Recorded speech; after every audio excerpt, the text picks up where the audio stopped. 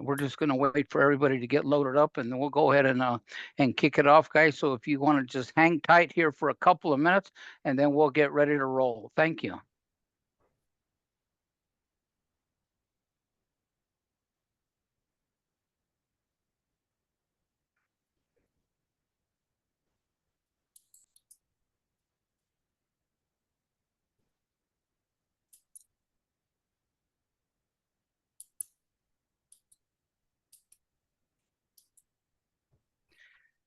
Okay, guys, I want to thank everybody for jumping onto our veteran webinar series. This is one of several that we've had. We're going to continue marching along with getting in depth, preparing you for what you're going to need to walk into that county office and be successful in getting the benefit, not the benefits, but looking at getting involved into the programs that are going to make and help you become a better farmer and rancher. Guys, today it is a great privilege. It's a great privilege to be able to welcome and introduce our administrator for the Farm Service Agency. He has taken time from his busy schedule to come on and talk to you. He is a farmer himself. He gets it, but not only that, he dearly, dearly cares about our American veterans that are getting into the ag community. So without further ado, I'll introduce our administrator, Mr. Bill Beam. Thank you, sir. Well, thank you, Rick, for that introduction, and thank you, everybody, for taking the time to join. And most importantly, thank you for your service to the country. That does not go unnoticed in the fact that that we are living free, if you will, in our country. We really owe that to our veterans that were willing to serve our country. I'm going to tell you a little bit about myself, and then I will get down into what the Farm Service Agency is and does a little bit at a very high level today. I'm not going to go down into the weeds because I understand you have a host of speakers, if you will, coming in behind you.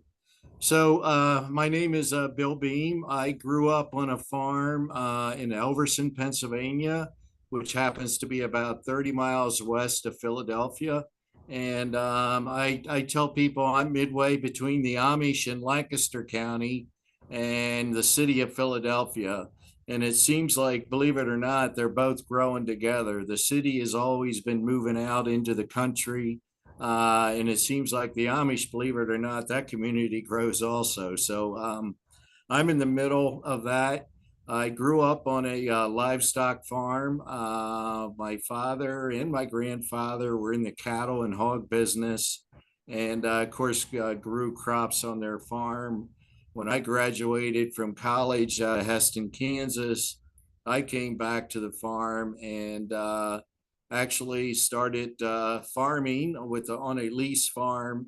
And I also got into the sawdust business, which probably sounds really weird to you. Like, what is the sawdust business? Well, I'll try and explain it quickly, but basically what I do is I would go out to a sawmill, a cabinet shop, a pallet manufacturer, furniture manufacturers. You may recognize Ashley Furniture as somebody that sells furniture in your community.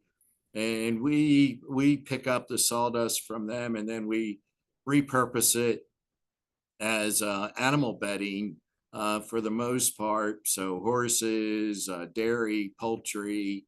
And then the other use for it is to solidify liquid waste and fuel. So I did that at the same time I started farming, like I understand many of you might be considering doing. And if it makes sense to you, the sawdust was sort of my job on the day where I could get some cash or spending money.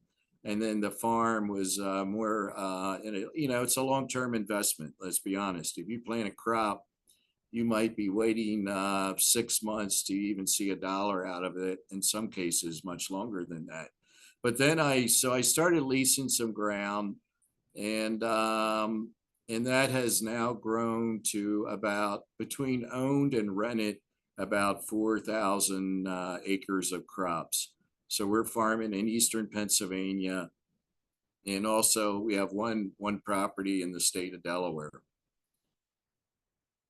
I was asked to talk a little bit about, so how do you become the administrator of farm programs, which is, actually been quite a journey, but not a planned journey, I will tell you that. Um, so when I started farming and hauling sawdust, I was one of those people that seemed to always volunteer. Probably like many of you, you've served our country well. I was on school board or township committee or planning commission, and one of the committees that I became a part of, or a board, I should say, was the soybean checkoff board. And through that connection, through my state of Pennsylvania, I also advanced, if you will, to the United Soybean Board. And the United Soybean Board basically oversees the half of the checkoff funding that goes to the national board to be invested for research and development of markets. And I had that opportunity to meet a lot of people. I got to travel around the world, like maybe some of you have. And through that experience, I got to know a lot of people. Next thing you know, during Trump 45, I was asked if I would be willing to serve as Deputy Administrator of Farm Services here at the FSA, which is essentially what they do is we were the policy people behind all the programs. So like ARC PLC, we were everything outside of farm loans, with the exception of a few loans, which I won't bore you with the details. So I was Deputy Administrator of Farm Programs, and Mr. Fordyce, Richard Fordyce, who was the administrator that's sitting in the seat then that I am now, was asked to be undersecretary, and he asked me if I would be willing to move up and serve as administrator. And next thing you know, here I am today talking to you. So a little bit about me. Sorry to bore you with that, but that at least gives you an idea what I do in the in the farm. And I forgot to mention, I should say, so in addition to growing corn, soybeans, and wheat, I also have a small herd of cattle in addition to the sawdust business, which my son is now operating. So I want to get down to, why we're here today and how the Farm Service may be able to help you as veterans. And I think, as I think about that, if I could, I'd like to draw a couple parallels. The fact that you served in the military tells me a lot about you. It tells me you're not afraid of hard work, you're loyal, you're a patriot, you're probably a very determined, disciplined person.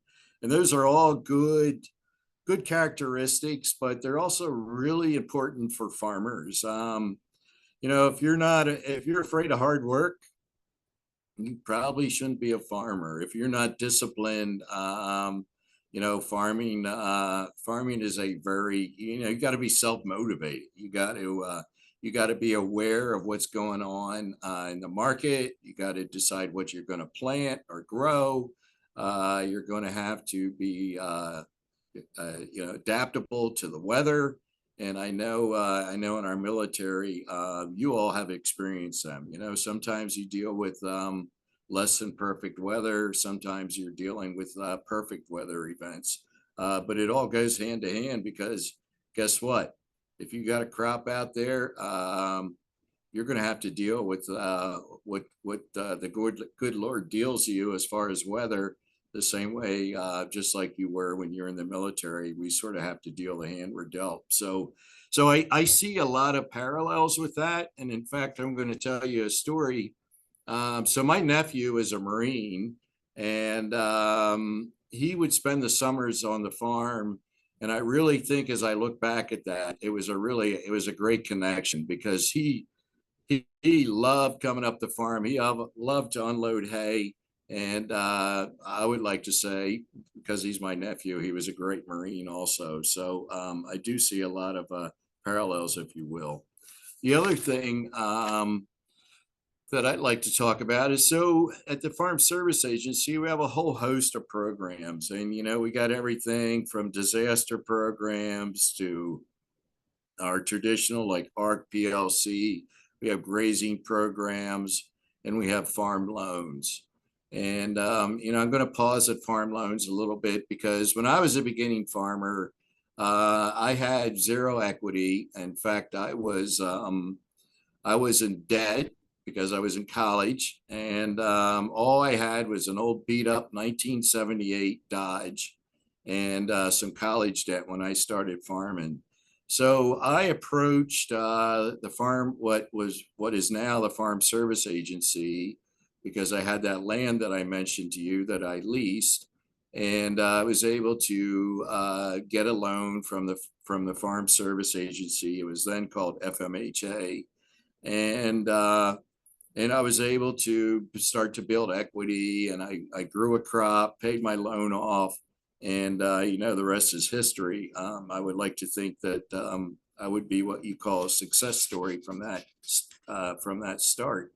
So if as you think about becoming a farmer, or maybe you already are farming but you want to expand, I would encourage you to go to the Farm Service Agency and ask to meet with them or talk to them about farm loans. We have both direct loans, and we also have guaranteed loans. So what that means is we can make a loan directly to you, or maybe you have a local bank that you're working with that you need somebody to like help co-sign, if you will.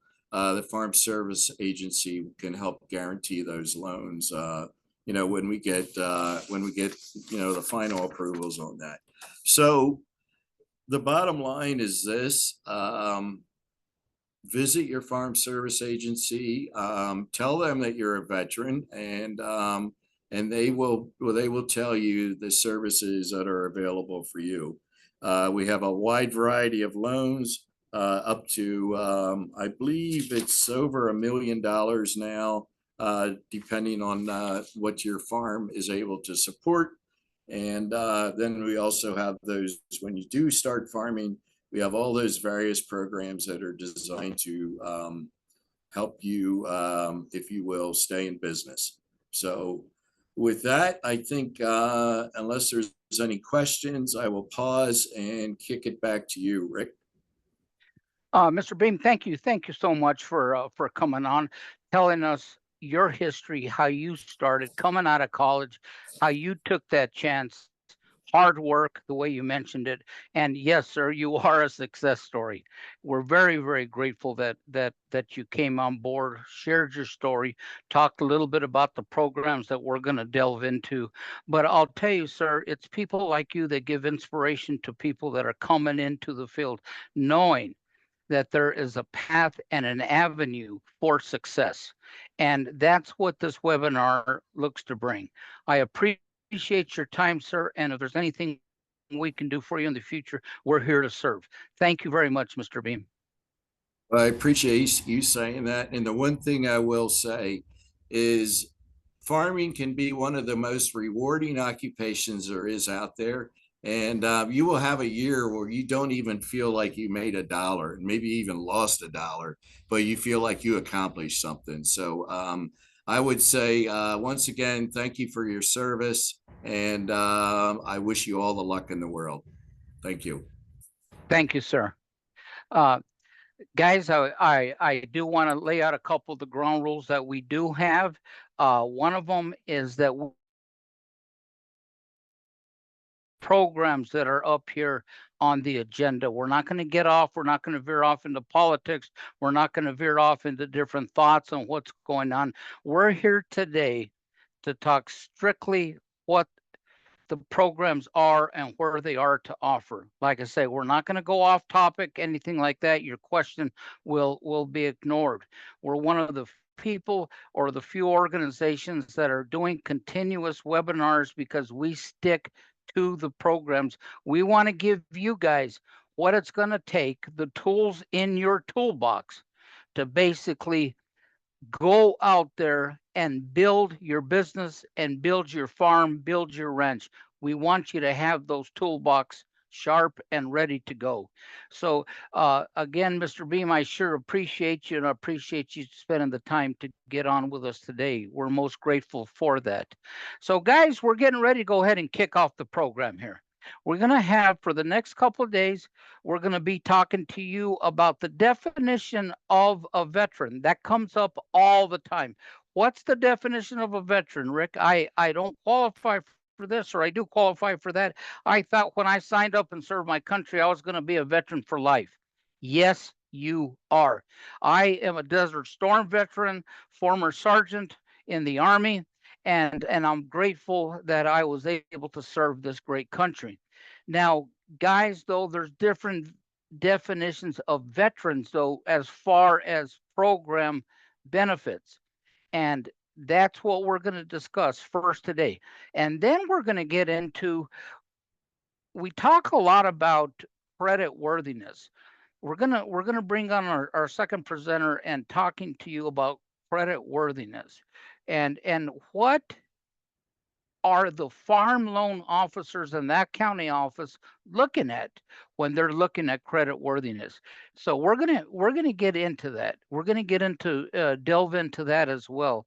One of the things though we're gonna do before that, after we go through these definitions, is Michael Sherman, who is the state beginning farmer and rancher coordinator for Pennsylvania. He's actually going to walk you through on what you need to do to prepare yourself so when you walk into that county office, you have the documents you need to get you a farm serial number. You have what you need to sit down with those people and begin your relationship with the Farm Service Agency. So, Michael, I'm going to go ahead and ask you to jump on and go ahead and start kick it off. Thank you, sir. All right. Thank you, Rick. Well, first off, I'd like to thank everyone for their service. It truly was an honor when Rick reached out to me. I've participated on this task force now for a couple of years, and I was deeply honored by the opportunity to, come on today and help you understand what the definition of a veteran farmer is across the USDA, how to make how some agencies have distinct differences when it comes to their terminology that may affect participation. And then I'm going to go into a presentation on what to expect, like Rick said. So to begin with, I thought a good starting point for this conversation is we're going to jump right into the FSA handbook. Okay, so I'm going to give you what FSA's definition of a veteran farmer is according to 3 FLP. That's our handbook that we look in. And it's Exhibit 2 is where it can be located. Okay, and I'm going to read this verbatim so I don't miss anything. But for a definition of a veteran farmer means a farmer who has served in the armed forces as defined in 38 USC 101, Section 10. The term armed forces means U.S. Army, Navy, Marine Corps, Air Force, and Coast Guard, including the reserve components. And who, there's 3 bullets here, has not operated a farm, has operated a farm but not more than 10 years, or, regardless of their previous farming experience, is a veteran who served in the active military, naval, or air service, and who was discharged or released from that service under conditions other than dishonorable, and who first obtained as a veteran during the most recent 10-year period. It goes on to say, for entity applicants, a majority interest must be held by veteran farmers. For married couples, the veteran farmer must have at least a 50% ownership in the farm business and make most of the management decisions, contribute a significant amount of labor, and generally be recognized as the operator of said farm. Okay, so that gives you an idea of what does veteran farmer mean in the handbooks for the loan programs at FSA. Okay, now the slide you see on your screen, we're going to look at what is FSA's criteria, NRCS's criteria, and RMA's criteria. Because they're Although they're the same initially, you'll see there's a couple different bullets there that are highlighted that are distinct differences. So what is a veteran farmer or rancher? VFR for short. The USDA has dedicated programs for veteran farmers and ranchers. The definition of veteran farmer rancher also varies depending on the agency. So the first section there for FSA and NRCS criteria, individual who has served in the armed forces, including a reserve component, was released from service under conditions other than dishonorable and qualifies as a BFR, see differences, or first obtained veteran status during the last 10 years, okay? So the year total is where you're gonna see the difference between FSA and NRCS and RMA. When you look at RMA's criteria, the initial part is the same, okay? But then they're looking at obtained veteran status during the last 5 years, okay? So that means if you're participating in RMA crop insurance program, and I probably should backtrack a little bit because this slide goes into assuming that you know some of the acronyms out there. FSA is Farm Service Agency, NRCS is Natural Resource Conservation Service, and RMA is the Risk Management Agency. Okay, so RMA is the crop insurance providers, okay? FSA, you know, that's the Farm Service Agency. We have the farm loan and the farm programs that was discussed earlier. And the Natural Resource Conservation Service, they have a multitude of conservation programs, okay? So when you're looking at FSA and NRCS, it's 10 years. You're looking at RMA, it's 5 years. And there's two other bullet points down there. This kind of goes into pulling from the definition in 2FLP that I read earlier. A legal entity or operation can be considered a VFR if at least 50% ownership in the business is held by VFR individuals.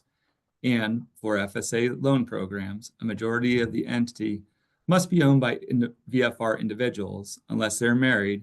In that case, one spouse must be a VFR, but that spouse, in discussions with my farm loan team yesterday, they wanted to make sure that it was clear that the VFR had the majority share in that situation with a married couple. Okay, so Rick, that kind of goes over the definitions and what is found in the handbook when it comes to veteran farmers. You know, Michael, questions are going on in my mind. You did a great job laying these out, how they differ. Why do they differ? That's a question I want to address right now. Why do the veteran issues change? Okay, not issues, but why do the definitions change or why are they altered?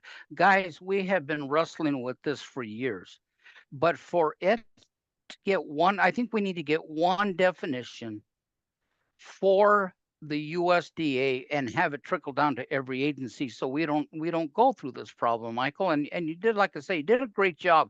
But also, why is RMA at 5 years, NRCS and FSA is at 10 years?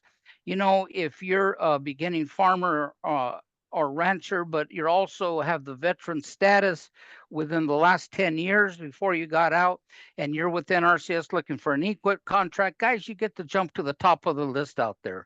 You know, if you're FSA and you're applying for a farm loan, there's a special pot of money out there for socially disadvantaged, for veterans, for female, and that money rarely does it run out between continuing resolutions. So that's a benefit. If you walk into your FSA program office, there's benefits of being a veteran there.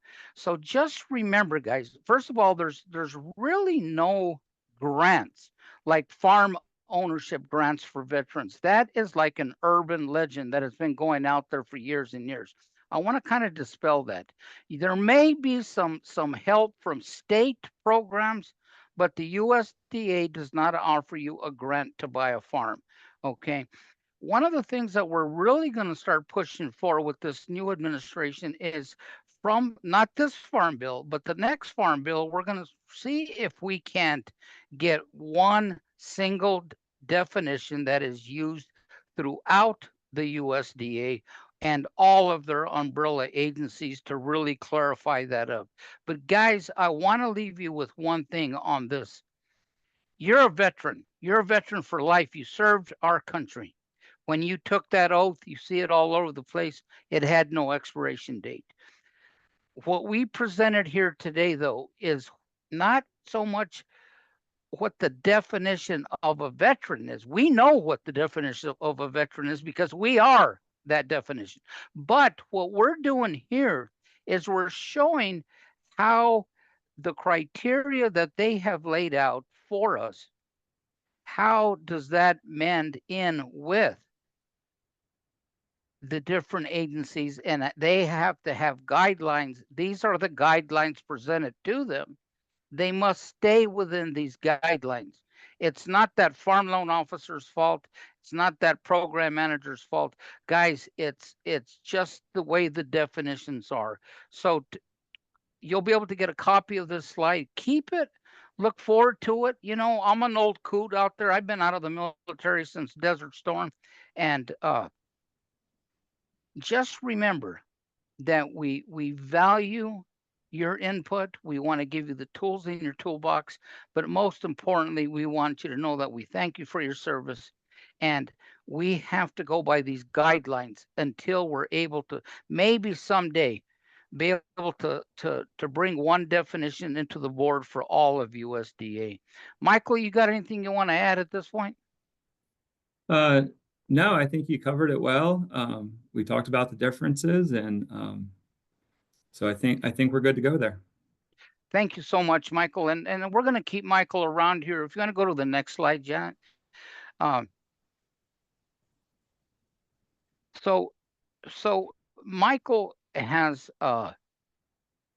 put together a presentation that I asked him to do on what do you need when you walk into that office? What do you need, that USDA County Service Center? What do you need to be prepared? He's going to go into that because we want two things to happen. We want it to be very, very prompt. We want it to be successful for you. And we want it to be favorable for you. We don't want you guys having to get a lot of hiccups and bumps and stuff like that. Things happen, but guys, Michael is going to be able to work with you very, very closely. And so, Michael, I'm going to go ahead and turn it back over to you, sir. Thank you. Thank you, Rick. Yeah, like Rick said, what I'm going to do is I'm going to kind of talk you through, okay, initially showing up to the USDA, what to expect that you're going to experience. So you can keep the questions rolling into the chat. I see our team behind the scenes there, they're answering questions. I see there's a lot of questions in the chat right now, and I'm sure after my presentation, there's going to be a lot more. So I will, it's a little hard for me to answer questions and present at the same time. So what I'm going to do is I will go through my presentation, and I will make sure that your questions get answered during the next session if we have a lot of questions in there that we're not getting through. So we will get you the answers, okay, as best we can. So I found this is a major topic when people initially call me, okay? The whole how do I participate piece of things, because people don't know. You know, they may not be experienced with the USDA. They may be getting new to farming. So this participation in offices, like, it's a key component of your success, okay? When you get started, how you start is going to be pretty indicative of the speed in which you're going to be able to progress. Okay, so that's what we're going to talk about here today. And, you know, I want this to be like a little more casual conversation to you. You know, I'm going to go through some examples, some best management practices, and just things that, you know, can overall enhance your first interactions with the USDA. So next slide. All right, so I thought to give a little bit about myself first, because I know when I always listen to a presentation and the presenter pops up, my initial thought is, okay, who is this individual? How did they get there? And why was it a good idea to kind of take into account what they're saying? So I want to do a title slide here where we kind of give my position and give my experience, and I'll give you a little bit about my background as well. So I am an outreach specialist with the Farm Service Agency in Pennsylvania. I've been with the USDA now for 23 years, and I'm in north central Pennsylvania. So I'm a couple hours away from the area Bill was describing, Administrator Beam there. And my area's claim to fame is if you turn on ESPN every August, you see the Little League World Series in South Williamsport, Pennsylvania. That's about 5 to 8 minutes from my farm. Okay, so that's kind of where I'm located in central Pennsylvania. I graduated from Penn State. I have a degree in animal science, and I came to the USDA, and my first role with the USDA is I was a USDA beef grader, a commodity grader with the Agricultural Marketing Service in the Philadelphia region. I was able to move back home, buy my family farm, and set up shop in Lycoming County, where I was the executive director for 17 years for the Lycoming County Farm Service Agency. During that time, I had a collateral duty assignment as the state beginning farmer and rancher coordinator. That started back in 2020, is when the program first got the coordinators online. I worked with a team from NRCS, RMA, and rural development to come up with a state plan for Pennsylvania to help better support our beginning farmers. My time through that position kind of evolved into another position where I was able to take the outreach specialist position here in Pennsylvania and commit a little more of my time to the beginning farmers. Each year I talk to hundreds of beginning farmers, the same kind of conversations that we're going to be having here today on how to get started. So that's kind of a little bit about me. I am a farmer. Administrator Beam, you heard his farming story. That's going to be something that's going to be pretty consistent throughout, your work with the different USDA agencies. A lot of us are farmers in the off hours. I have a registered beef cattle herd. A lot of other of our presenters and people you're going to interact with here, they're also farmers. So at 4:30 today, when I go home, I don't forget about farming. I actually have to go feed the cows. I have to, work on the equipment. So I always joke around. I have the best job in the world. I get to talk to farmers throughout the day, and I get to be one in the evening. So I take my job seriously, and if I can do anything to help you become a farmer, that's what we want to do. Okay, so that's kind of how I got to where I'm at and what we're looking to accomplish today. So that's a little bit about me. So we'll go on to the next slide. All right, so first up, this is a big one. This is the fun part, okay? You may have an idea that you want to become a farmer, or you know a farmer, you like what they do, you want to mimic it, you want to start your own operation, you want to brainstorm something completely that's never been done before. The first thing you want to do is identify your farming operation, okay? And when I say identify your farming operation, you want to look at, what do you want it to be? What do you want to grow? As people reach out to me in the beginning farmer coordinator role, one of the first questions I ask them is, what do you want to farm? A surprisingly high number of people come back with, well, I don't know, what should I farm? Well, if you don't know, I have a hard time telling you, because I don't know geographically where you're located. I don't know your prior experience.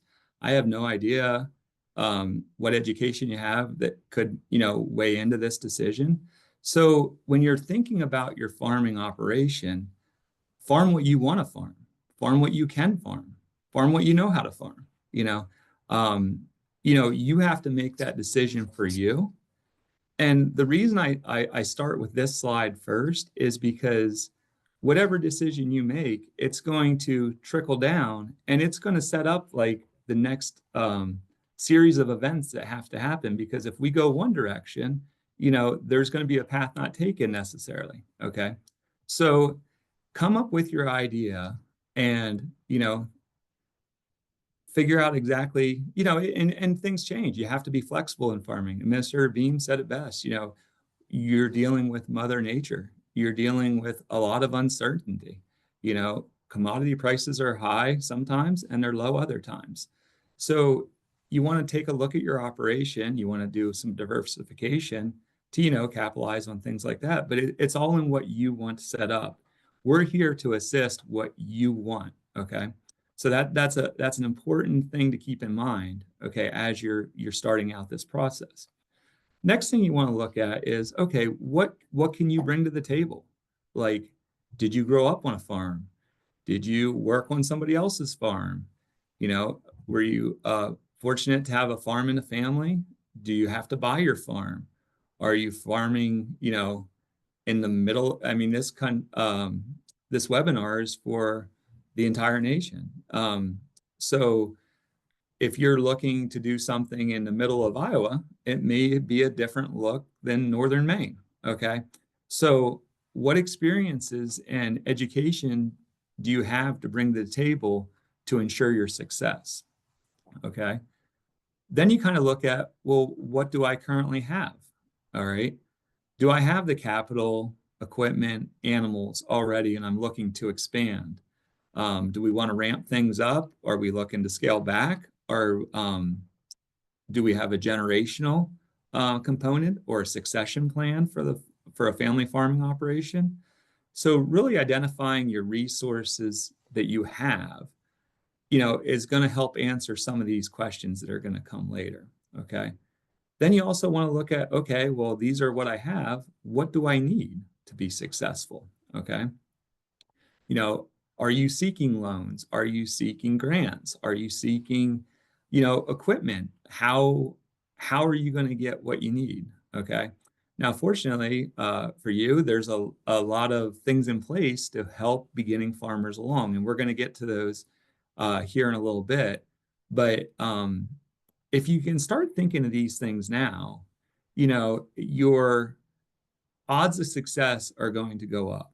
Okay, because you're going to have those answers when you're asked the questions later on by the USDA staff. And that's very important because, and we'll go into it later when it comes to planning, basically you're formulating your path to success here initially by just getting things rolling. Okay. And the last thing I have down there is, okay, you're looking for what you need right now, but what do you need in the future? Okay, where do you see yourself in the future? Do you see yourself farming in the same area? Are you going to pack up and move and maybe expand elsewhere? That all comes into play too. So when you identify your farming operation, sit down, get it together, and bring that to FSA, NRCS, rural development, and have those answers ready when you're asked questions by the staff. It makes the process go a lot smoother, and it will end up where your time spent in the office, you'll find, is more efficient and ultimately more effective. So next slide, please.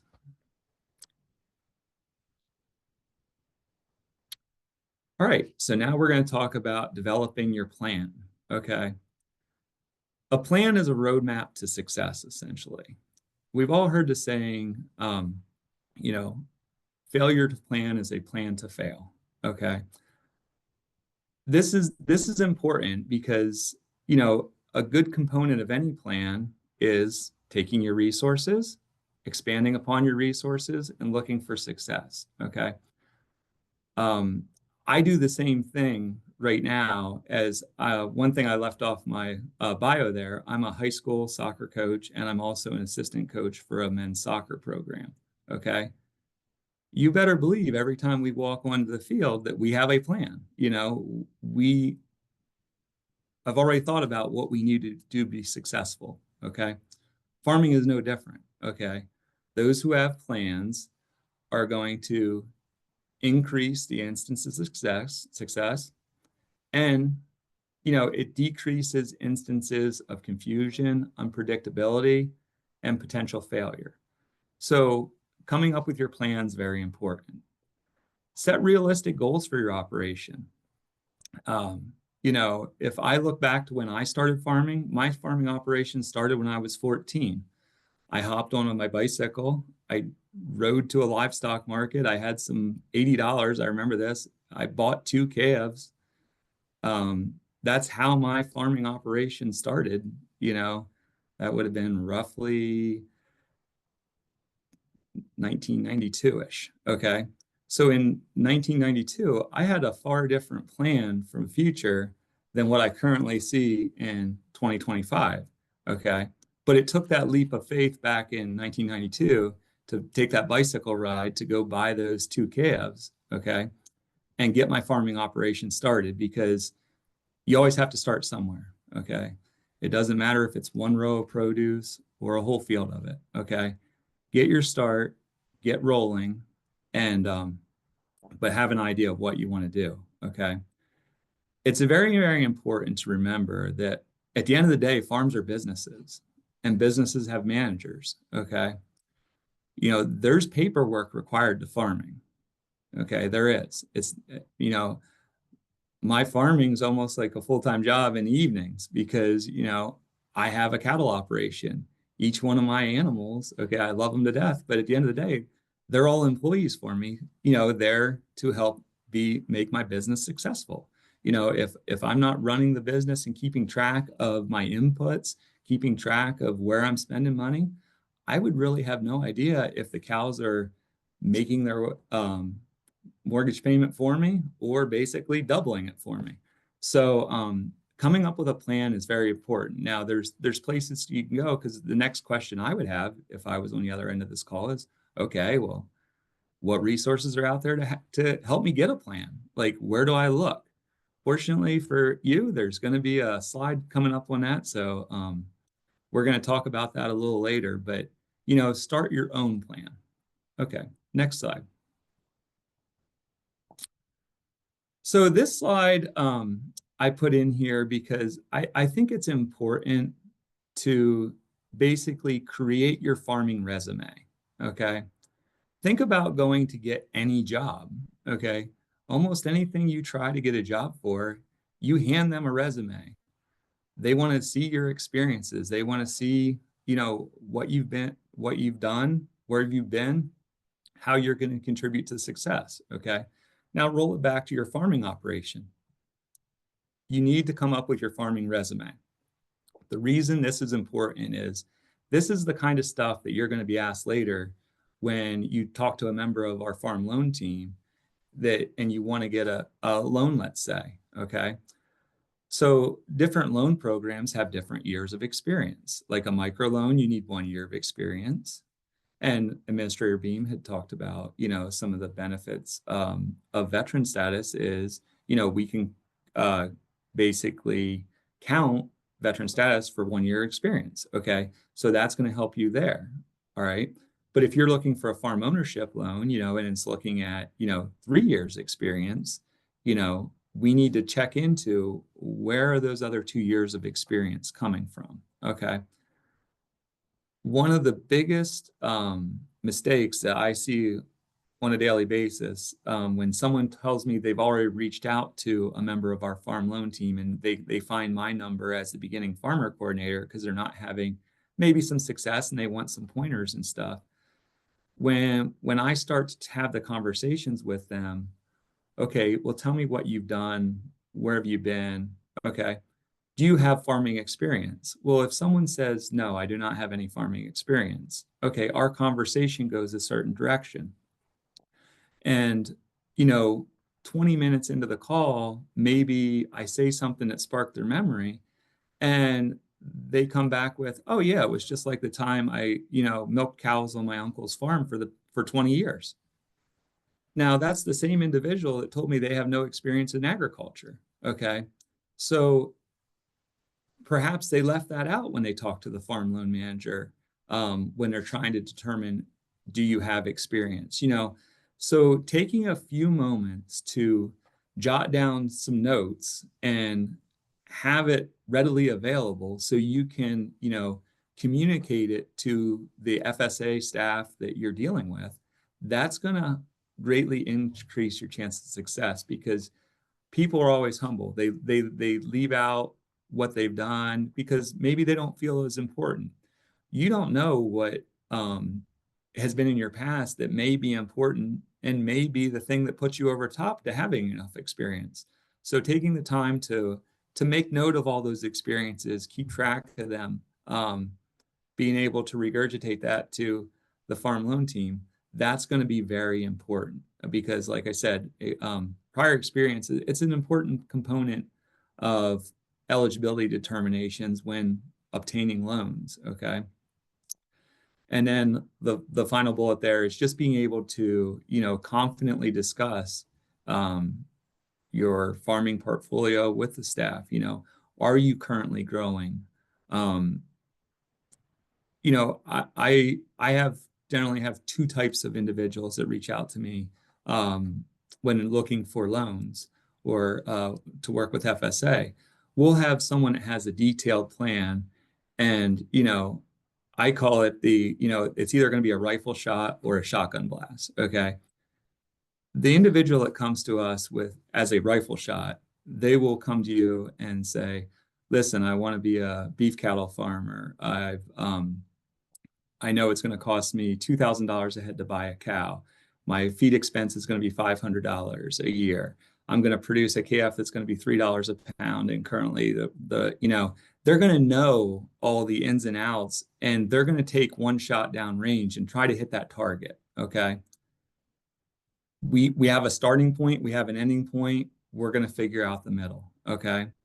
Then there is the shotgun blast, where someone calls me, and it's back to that example I gave previously, what kind of farming operation do you want? And they're like, I don't know. Well, give me your perfect farming operation, or what do you see? The next thing you know, the person's discussing something that maybe sounds like it should be going up the ramp to Noah's Ark, and they're like, I need 4 pigs, 2 ducks, 3 chickens. There's got to be a zebra. The problem is, the loan officer is going to have a hard time helping and assisting with determining, do we have a viable plan here? Can this cash flow? Because at the end of the day, going back to the title of this conversation, did you prepare to participate? Okay. Did you set up yourself for the best chance of success? Okay. Taking the time to do that prior to making that initial contact, it pays dividends later. That's for sure. All right, next slide. Okay, your initial contact.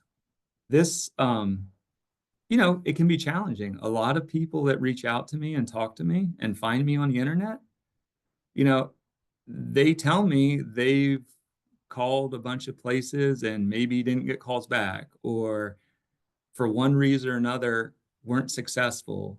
I've heard numerous times, I can't believe you called me back. Okay.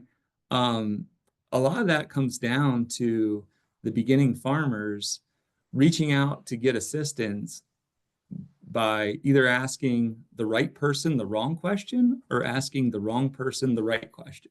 Neither one you're going to be successful at. Okay. We all have vehicles. Okay. I drive a Dodge Ram. Okay.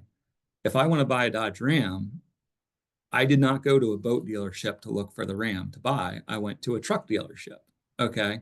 So if you're contacting an agency and asking them, about programs that, are not administered by that agency, there's going to be some frustration on your end. You don't know why this person can't help you.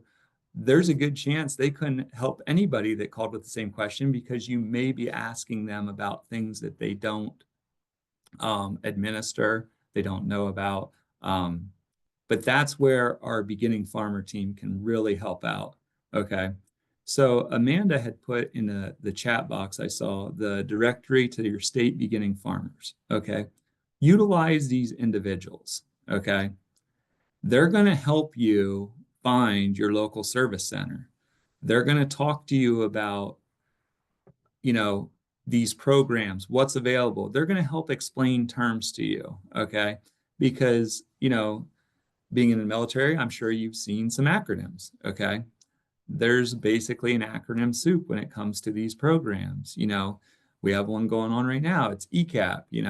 Well, what does ECAP stand for? You can get those kind of information, that kind of information from your beginning farmer coordinators.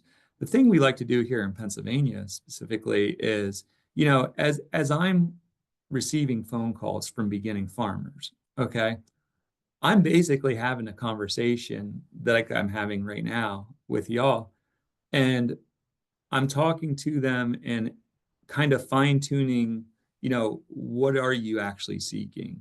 Where do you need to go for success? Sometimes it's going to be a USDA agency. Sometimes it might not be. Okay. So the beginning farmer coordinators, like, we know kind of what else is out there, okay, to help route you. So you also want to, I see some more stuff popping up in the chat there. Amanda had put in the military veteran website as well on farmers.gov. Okay. Farmers.gov is a great resource. Okay, Rick, I saw you come off mute. Yeah. Hey, Michael, I just wanted to jump in real quick. I apologize. Yep. Guys, when I spoke earlier and we were talking about who qualifies for a veteran, okay?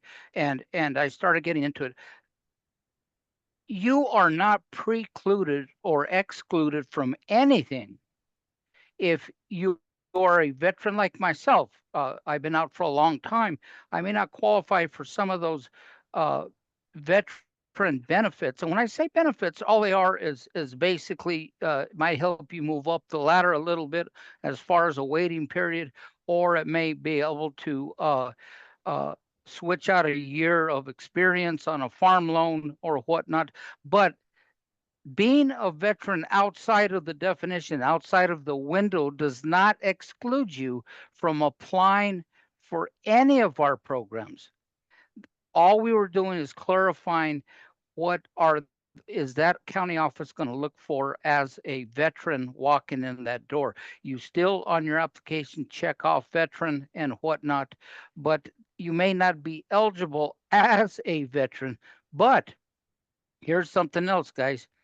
As a beginning farmer or rancher, you may qualify under that avenue, in which you might be able to receive some of the program benefits, but nothing is there to exclude you at all. So don't fall into that trap.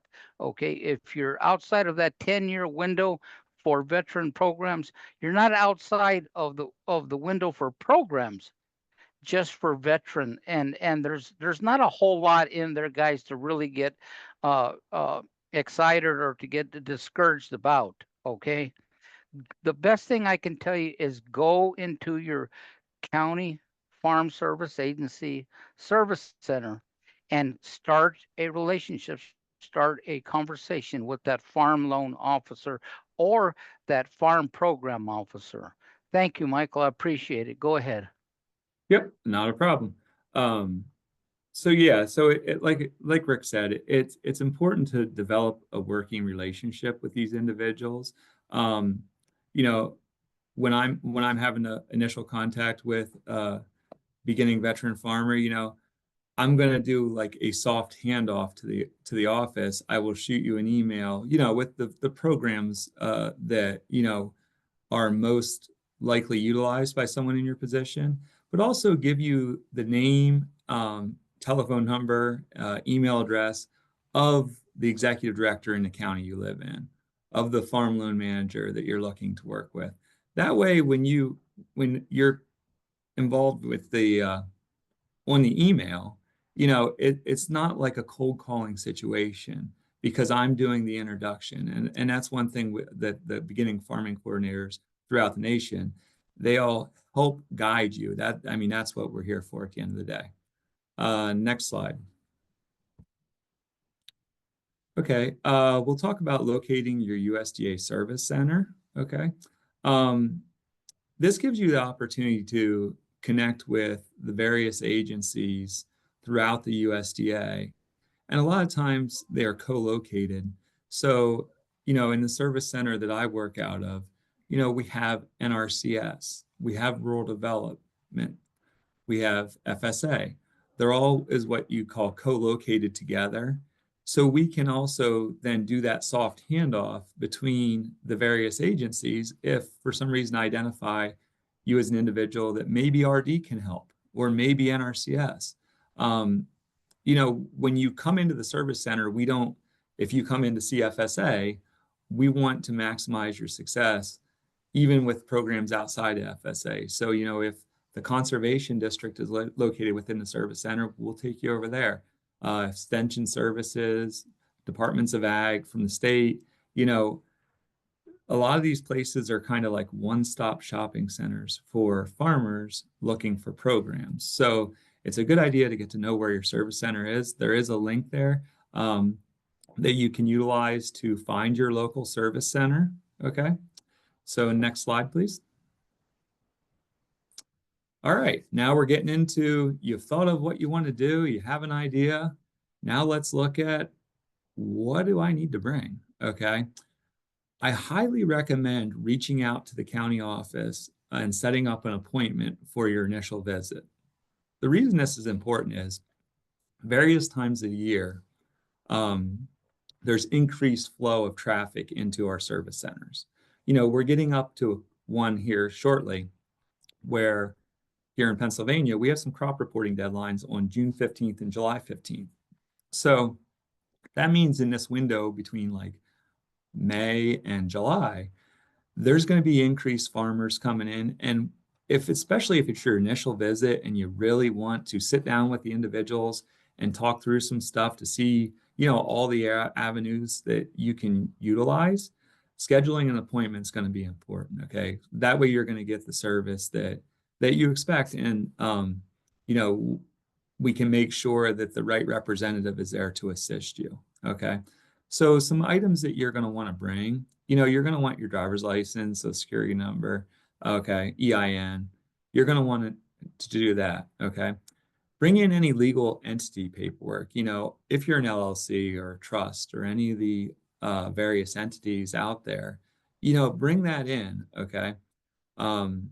If you have any property deeds, if you already own your property, wouldn't be a bad idea to have that along. Or if you're leasing, especially, you want to have your lease agreements along.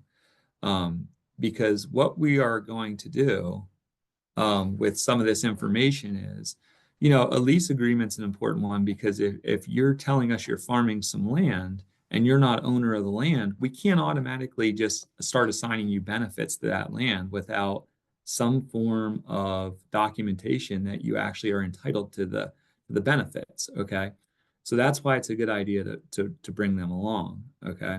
And you also want to have proof of signature authority. If, you are an entity, we want to make sure that the right representative from the entity has permission to basically encumber that entity for programs. Okay.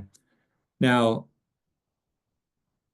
when I say about bringing this stuff along, it's just good management practices. Like, you don't have to bring it with you, but you might have to make a return visit to the county office. So that's, we want to make sure that when you're setting up your eligibility on your first initial visit, if you have everything, it's just going to cut down on time spent going back to the office. Because I know right now it's a busy season for farmers. We're getting ready. If you're in my area, it's been raining just about every day. So the first dry day that we get, the farmers are going to want to be in the field. So historically, our service centers throughout the nation, rainy days are sometimes tough to get a scheduled appointment just because everybody else wants to do it on the rainy day as well. So just keep that in mind. Next slide, please. All right, so now let's look at what FSA is going to do on that initial visit. We're going to look up your farming operation where the land is physically located to see if you have this thing called a farm serial number. Okay. The easiest way to think about what a farm serial number is it's basically your farm social security number. Okay. my farm has an FSN, farm serial number for short. So my farm number would never be your farm number. Okay. If I sell my farm to you and I leave to go farm somewhere else, my farm number stays with that land. Okay.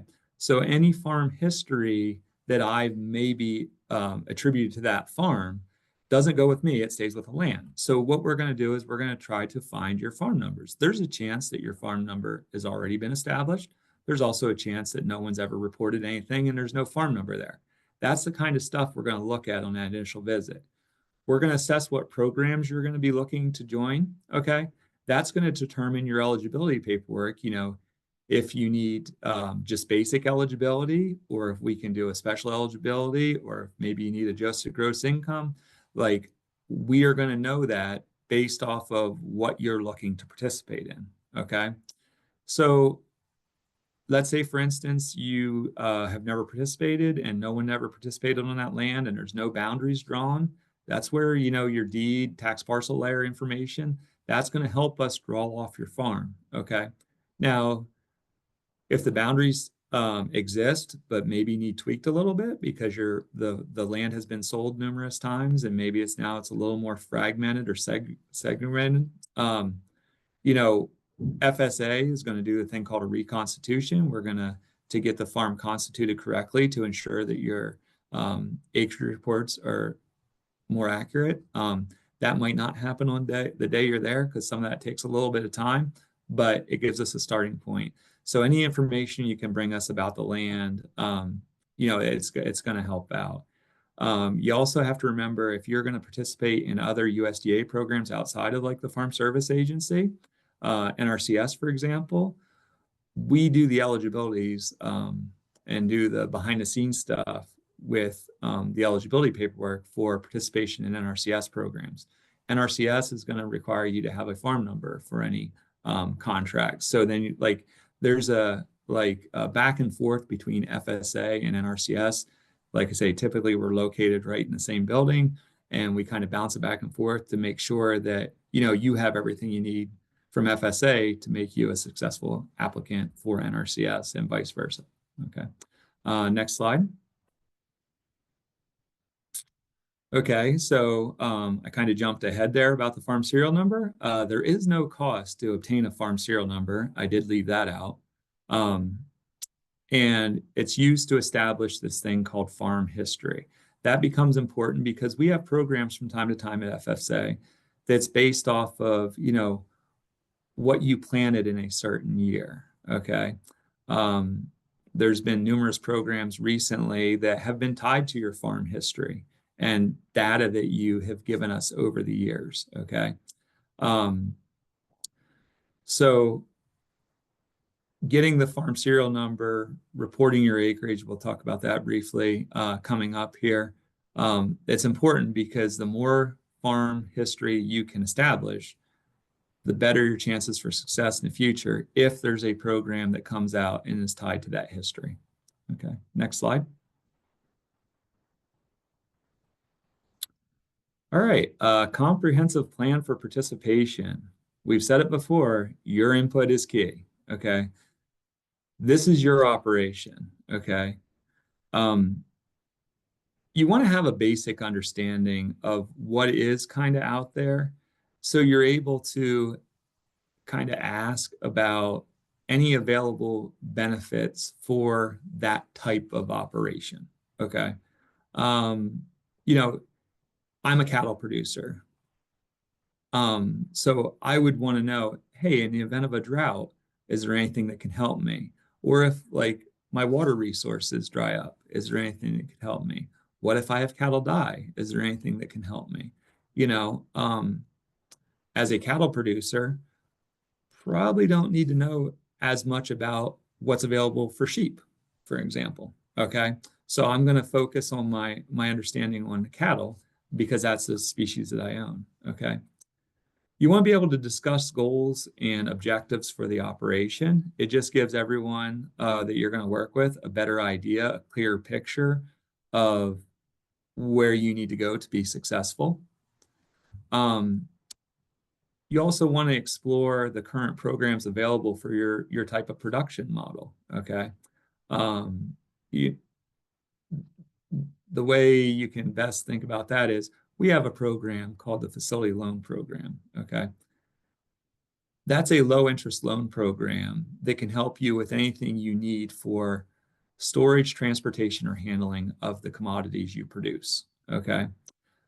Interest rates are typically about half of what you would see right now if you were using your own personal line of credit with a commercial lender.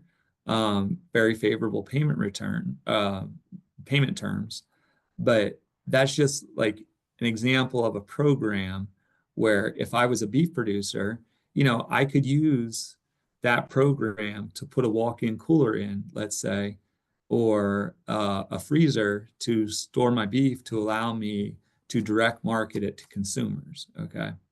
The fact that I own the cattle would make me basically eligible because I'm an eligible producer of an eligible commodity for a thing called a facility loan, okay? If I was growing corn, if I report my acreage to FSA, would make me eligible to, let's say, get a grain ban or a grain trailer or anything that involves the storage, transportation, and handling of that commodity, okay? If you're looking to expand, don't hesitate to reach out to the farm loan team and see what's available for this expansion, whether you need to borrow $10,000 or $100,000, okay? Working with our lenders, with the farm loan team is crucial because there's an opportunity there where, if you go to banks, they may be a little skeptical about some farming operations because maybe they have had some negative experiences with, the commodity you're looking to grow. If by chance you are not like being successful and you're seeking funding from outside sources and you come to FSA, tell us about that experience. We can look at, like Administrator Beam said, we have direct money, we have guaranteed money, we work with banks and we do participation loans, so it all comes back to, do you have that working relationship with the member of the farm loan team, okay? And you just want to also identify priorities for future participation.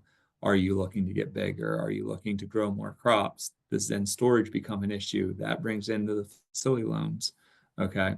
So just have an idea of what you want to do and where you want to be is going to help you out. Next slide. Okay, so internal USDA resources. We've said these acronyms before: NRCS, RD, and RMA. Okay, so if you have questions about conservation, the Natural Resource Conservation Service is going to be your go-to place. Okay, if you want to talk to someone about maybe some energy efficiency or perhaps some further processing of ag commodities, our friends at Rural Development can help you out there. If crop insurance for risk protection and risk management is important to you, you want to contact RMA, okay? So these are the names, these are the people that you're going to encounter at the service center. Next slide. So we've talked a lot about, what's available to help you inside the USDA. Now we're going to talk briefly about what's available outside of the USDA. So here in Pennsylvania, we have the Pennsylvania Department of Agriculture, okay? We have, I'm in Lycoming County. We have the Lycoming County Conservation District. We have the USDA Farm Service Agency. So there's federal resources, state resources, and county resources, okay? At FSA, we don't administer the state and county resources, we administer the federal resources. So just understanding that there's that layer of different levels of funding, can help you locate programs, okay? Be sure to reach out to the Veterans Organization. We also have Veteran Business Outreach Centers, the VBOC program, okay? Here in Pennsylvania, I work a lot with the Pennsylvania Veteran Farming Network and the Veterans Coalition. We have local farm bureau chapters to work with. There's extension programs through universities and colleges. There's different commodity organizations. There's just about an organization for everything. There's centers for excellence. You know, in Pennsylvania, we have the Center for Dairy Excellence, the Center for Beef Excellence, the Center for Livestock Excellence. All of these different centers have different programs available, okay? So there's a multitude of resources available if you know where to look, okay? And that's the biggest thing. Most people don't know where to look.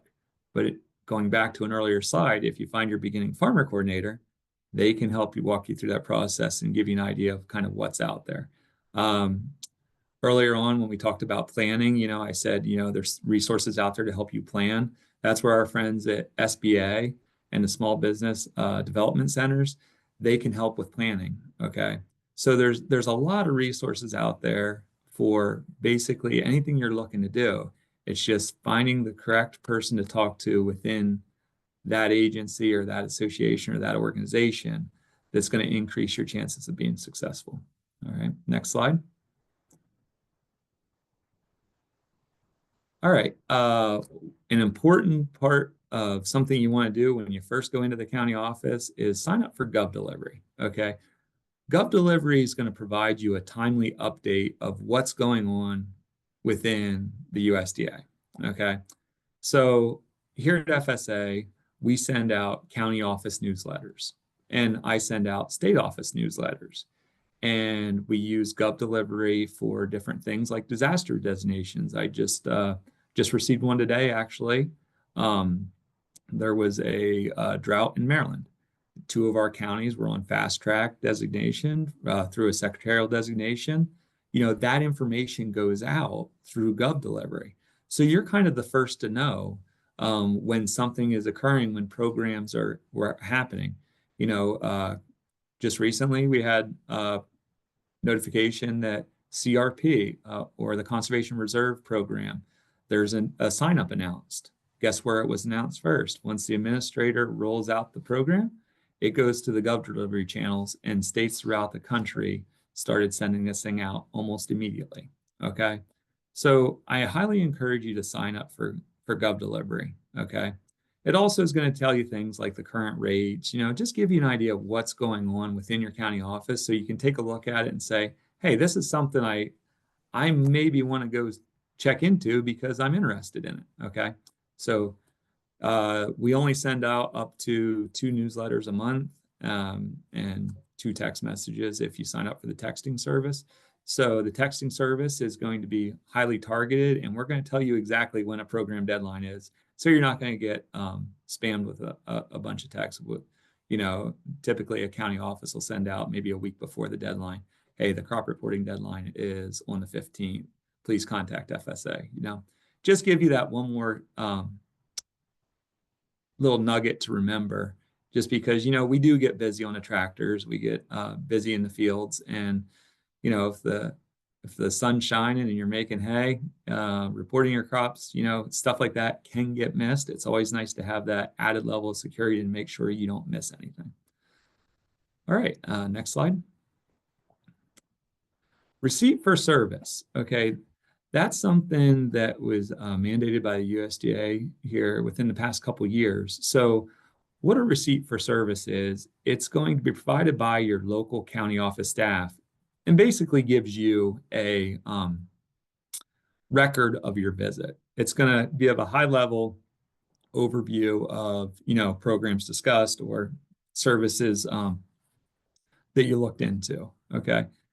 Some receipts are automatically generated and you just get them when you do certain programs. Others have to be generated by the user, okay?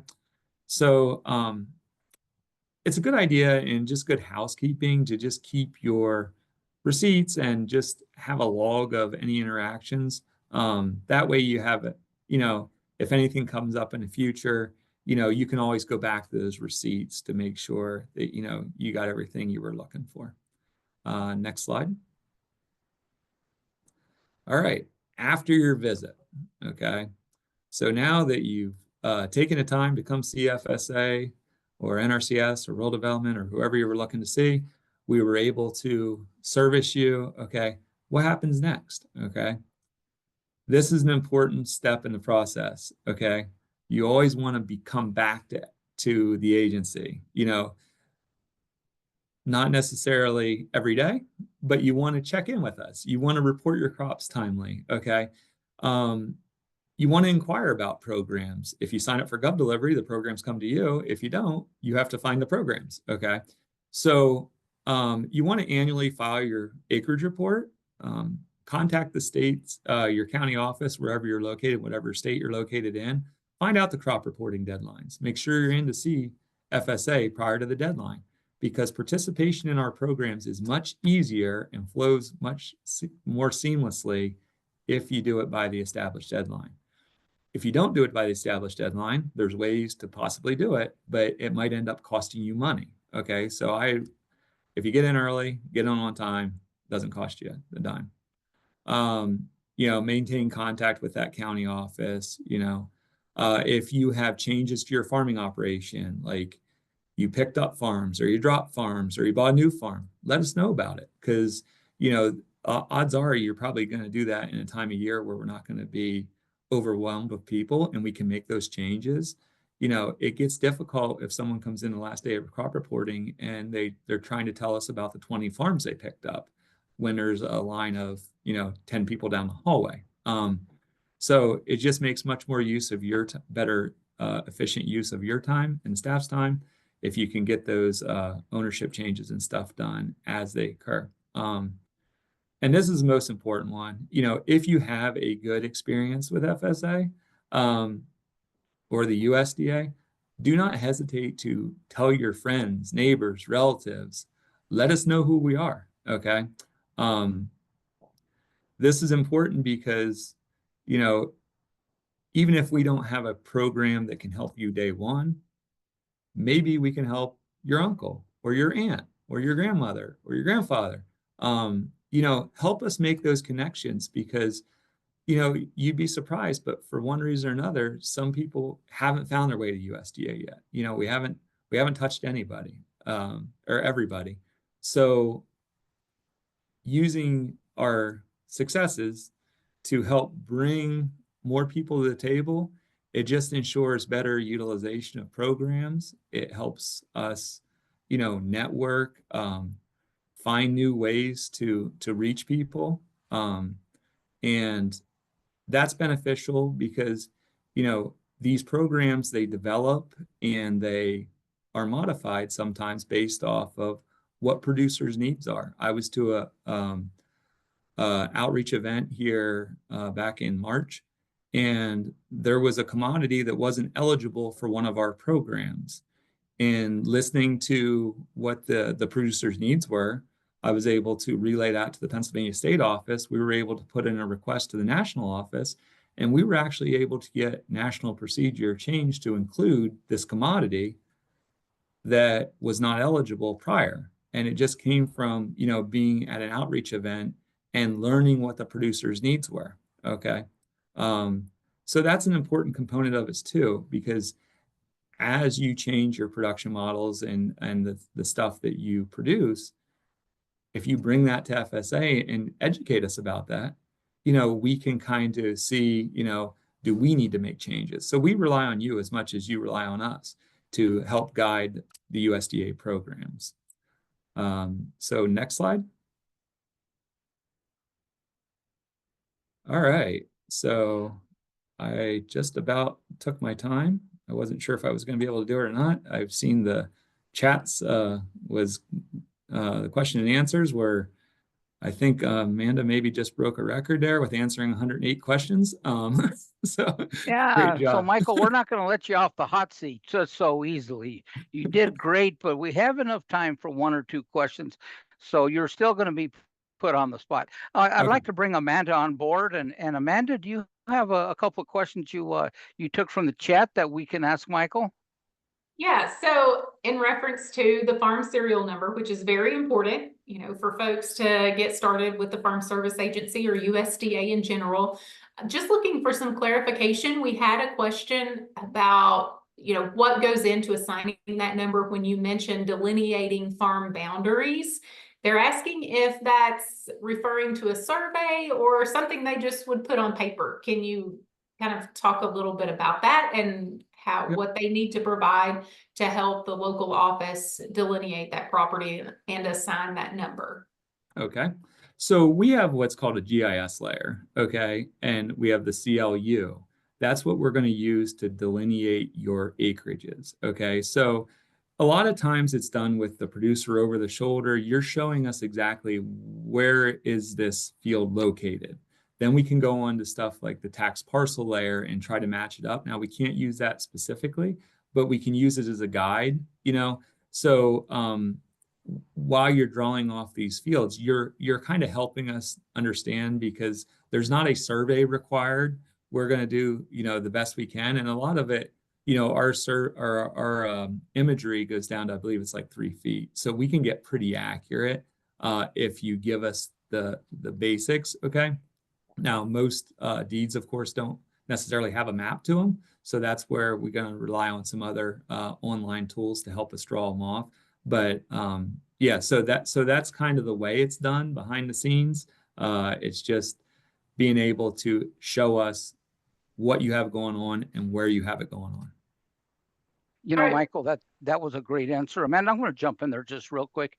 Guys, if you bring in your deed, you'll have your legal description, or if you have the legal description on your tax forms, or if you have your legal description on a lease, just the best thing to do is if you can bring in that legal description, and then they can get accurate and they can draw that out with the tools available. So great answer, Michael. Thank you.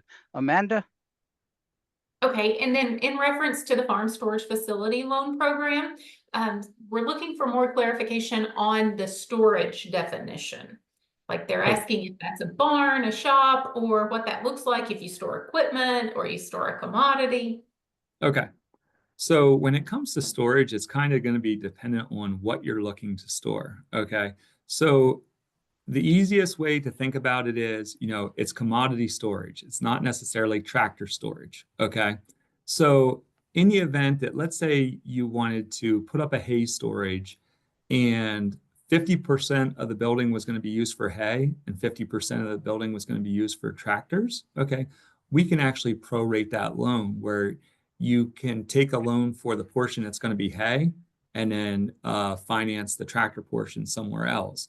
So like if you needed a grain bin, hay storage shed, a silo, a bunker silo, cold storage, you know, there's a lot of stuff eligible with this program. There's pages of eligible equipment in the facility loan handbook.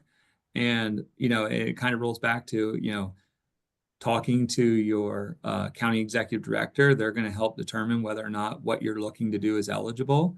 And if it's not, you know, maybe we can take a look at that. If it's something that, you know, should be counted as eligible, you know, we can ask those questions to the national office to see if it is potentially eligible. So anything that's going to be involved the handling, transportation, or storage of a commodity, I like to tell people, okay, think of the round baler. Once that round bale comes out, you know, most stuff between picking that round bale up in the field and storing it in the barn is most likely going to be eligible. We don't do feeding equipment. So anything that's going to be, you know, transporting, handling, or storing that hay bale, let's say. Michael, thank you so much. You covered a lot of ground, a lot of pertinent information. Guys, I'll tell you, you follow the details that he presented to you, and your first initial visit, as well as your visits after that, are going to fall into place very, very well. Michael, again, thank you for coming on and your great presentation. And guys, we're going to go ahead and we're going to take a 5-minute break. You guys need to go hit the latrine or do whatever you guys want. We're going to regroup here in exactly 5 minutes from now. And we got a great presentation that everybody's going to want to be on for, and it's going to be credit worthiness through the eyes of that farm loan officer. So you guys take a couple minutes off, and then we'll be back. Thank you.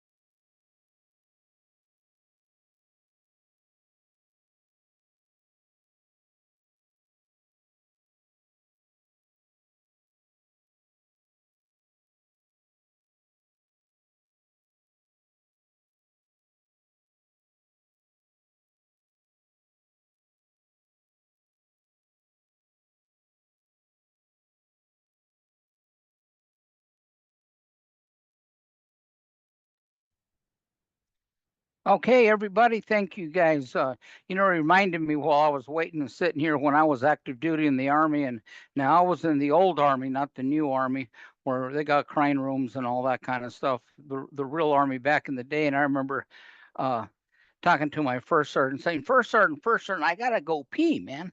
And he says, Soldier, you better pee fast.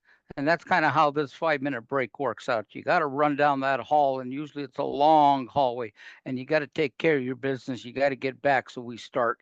So I'm glad you guys are all back, and we're ready to continue to roll here. Next, I'd like to introduce you guys to my colleague Amanda Robinson, and Amanda, I want you to tell them a little bit about who you are, because you have a special connection. You have a special connection to the land. You have a special connection to the agency, and we're very, very privileged to have you on board. So without further ado, I'm going to go ahead and turn this next program over to my colleague, Amanda Robinson. Well, thank you, Rick, and good afternoon, everyone, or good morning, wherever you may be joining us from. We appreciate your attendance today and certainly hope that we are able to provide some information that's beneficial to you as maybe you're starting your agricultural journey, or it's just something that you're even considering. Michael gave you some great information, a lot of great insight and pointers to getting started with USDA. So a little bit about myself. I've been with the agency. It will soon be 19 years. Started as an intern in college and became a temporary employee, then a full-time county program technician. So as Michael talked about, visiting your local USDA service center, I was that frontline person that you will connect with when you go visit your agency that provides support and helps to assign that farm serial number that he was talking about. So I did that work for a number of years and then became a farm loan officer. Went through the training and was able to help folks get financing to either start or expand their operations. And then had the opportunity to start doing this really important work that I've become very passionate about, and that's helping our beginning farmers and ranchers to actually help people to get started in their journey and work with them every day, and then support our staff across the country that is helping you. As we have referenced already in the chat, and Michael mentioned, our state beginning farmer rancher coordinators, Rick and I provide support to those individuals across the country. So in essence, they are our customers that we are working with. So you all are in good hands having those folks to work with. In my personal life, I'm a 6th-generation farmer. My dad and I, in the great state of Kentucky, in the Commonwealth, we have a registered Angus and Hereford operation. And so the farm has been handed down throughout the generations. Our family began in 1938, raising registered Angus cattle. And so I feel it's my responsibility to continue with that work. So I certainly, those of you all who are farming, I'm right there with you. I understand your challenges that you're facing, but oftentimes we can celebrate those victories as well. So that's what I do. And so we won't take any more of your time. We'll dive right into what we're going to be talking about this afternoon, which is credit worthiness and how to prepare for financing. And this is a topic that we find to integrate into these webinar series. If you have joined them previously, you've heard a lot about farm loan programs. It's hard for us to really host one of these or any webinar that we do in the beginning farmer space and in the beginning farmer veteran space as is today, because financing and having access to land and capital is something that's very important and is much needed to help you to get started, and then of course to expand and scale your operation. As we talked about our veterans, I do want to take this time, I'd be remiss to not say thank you for your service. If you are a veteran, if you're active duty, if you're even a veteran spouse, we appreciate you and the support that you provide to your loved one as they are providing service to our country. So thank you to everyone. This is a very special group, and so we want to take time to honor you and give our appreciation to you. So next slide. All right, so some items that we are going to discuss today, obviously, is credit worthiness.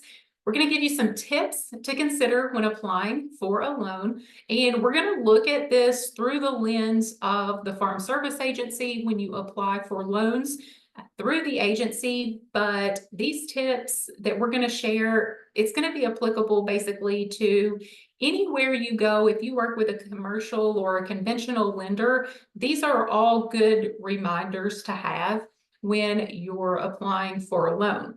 Then we're going to talk a little bit about the farm loan programs and about the loan eligibility, what that looks like. And then we're going to tell you how to apply for a loan, which Michael, he touched on some of these things. Mr. Beam touched on them in the beginning. And you'll just see that everything today is going to go hand in hand. It's going to fit nicely together. So we'll go ahead and dive right into it. So when we think about credit worthiness, we get a lot of questions, even some questions in the chat as we were, having discussions about those definitions. The definition of a beginning farmer and rancher does not make a determination on whether or not you are going to be able to get a loan through the Farm Service Agency. That is not considered when we go through that eligibility process, or it does not impact whether or not you're going to cash flow to make that loan work.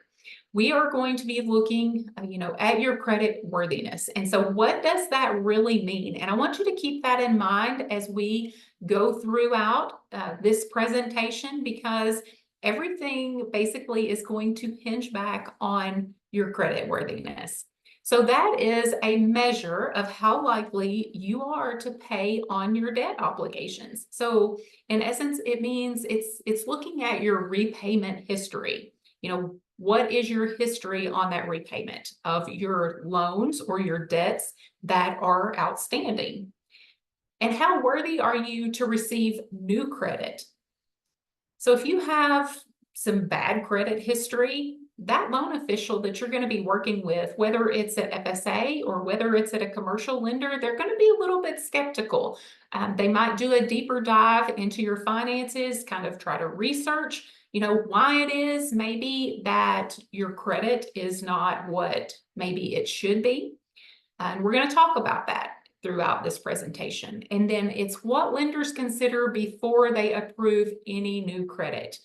If you have some bad history, they're not going to be very likely to give you a loan for a large amount.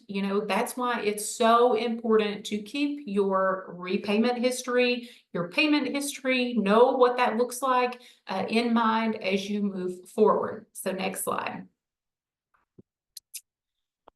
And how do we know what that looks like? How do we know what your repayment history looks like? It is by way of a credit report.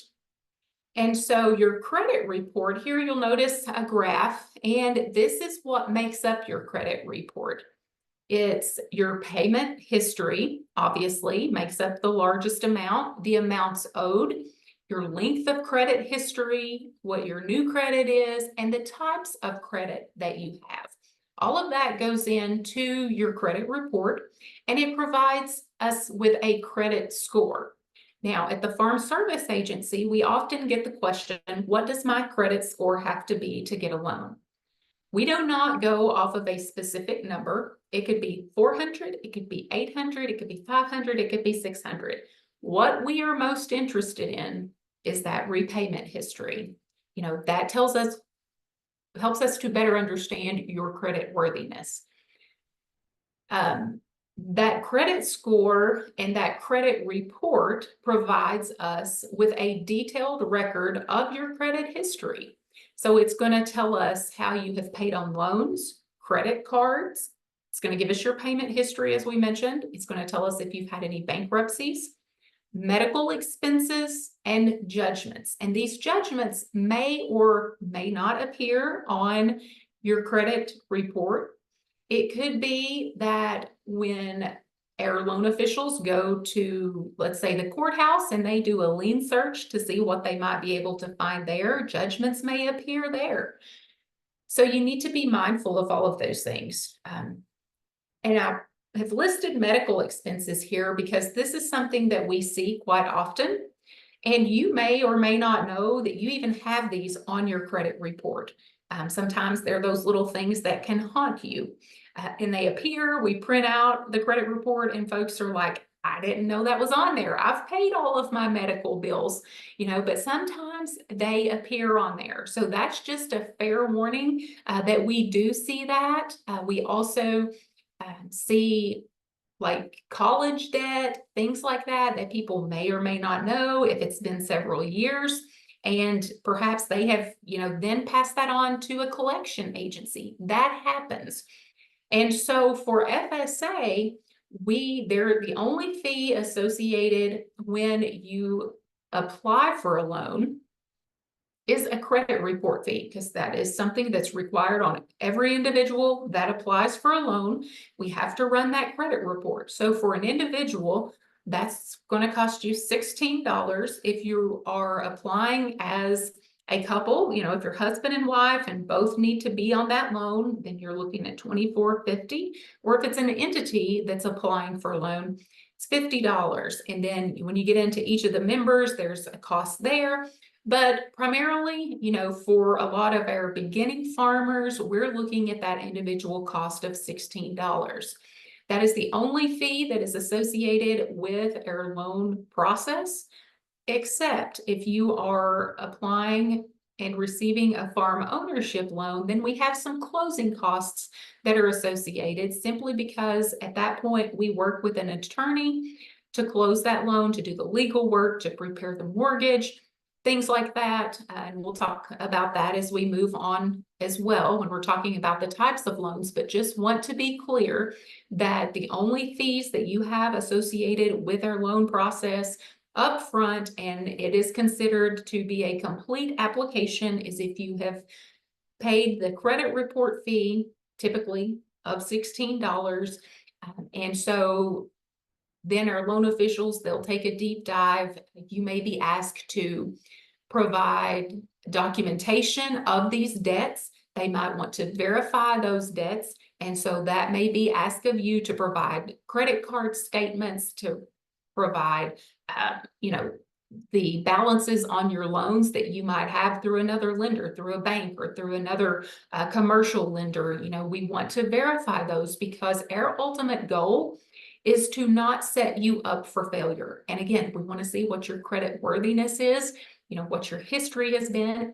And then, as I mentioned about your length of credit history, you may find yourself in a place where you don't have any credit. And we have seen that. Perhaps you joined the military right out of high school and you're like, well, I've never had the need to have credit for whatever reason.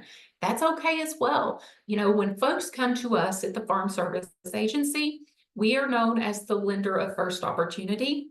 And sometimes it's like the first place they go because they don't have any equity built up. They don't have any credit built up. They can't get a loan from a conventional lender, or maybe they have fallen on hard times. Maybe you've had some bad luck with your credit.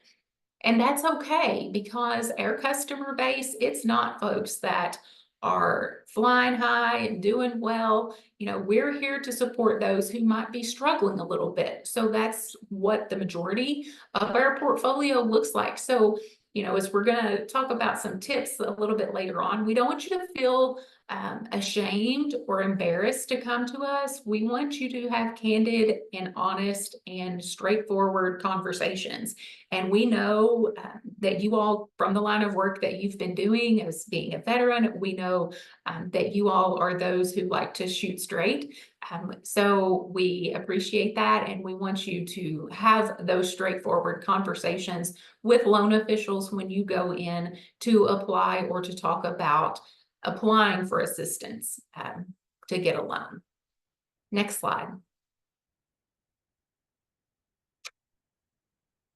So if you find yourself in those categories that we were just talking about, maybe your credit's not what it needs to be, things have happened, lessons learned, things are in the past, and you want to rebound your credit. How do you do that? What are some steps that you can take to correct maybe some mistakes that you made in the past? And as Mr. Beam talked about, you all as a group of individuals who are disciplined, we want you to be disciplined. We want you to take responsibility of your finances, take responsibility of your credit, build your credit worthiness, because that is truly something that can haunt you, for the rest of your life. It can determine what you're able to do, if you're able to obtain your goals, because you're needing finances to advance and to grow and to do the things that you want to do. So we want you to be able to manage your finances. We want you to be able to work within your budget. It's great for folks, we've got some people that are extremely organized. Oftentimes, in our operation, in a farming operation, we always say, if it's husband and wife, the wife is the one behind the scenes doing the bookwork, that's kind of keeping all the finances in order and things like that. We see that. But we want everyone to be responsible. You need to know what's going on. You need to know your budget, know your income, know your expenses. When we take a look at the Farm Service Agency of you getting a loan, we're going to look at your farm and non-farm income and expenses. We're going to look at everything in your situation. And any lender that you're working with, if they want to ensure that they are making the best decisions for you and you are working with them to talk about your situation, they're going to look at your whole financial situation from farm to non-farm to see what might be best for you. If you find yourself or you unearth that maybe medical expenses or things like that we talked about have been sent to a collection agency, you need to contact the collectors and develop a payment plan.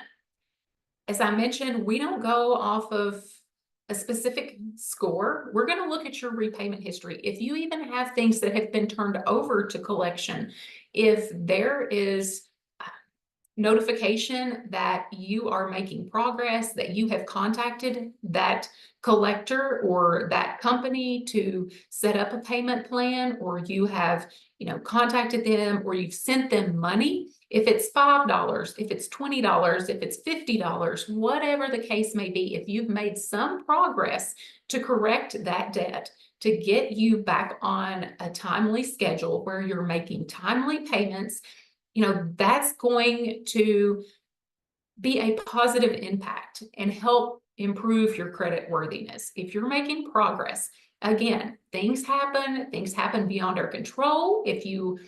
Unfortunately, if you have sickness, if you yourself fall ill and you're not able to work, that impacts whether or not sometimes we can pay our bills. So those things are taken into consideration.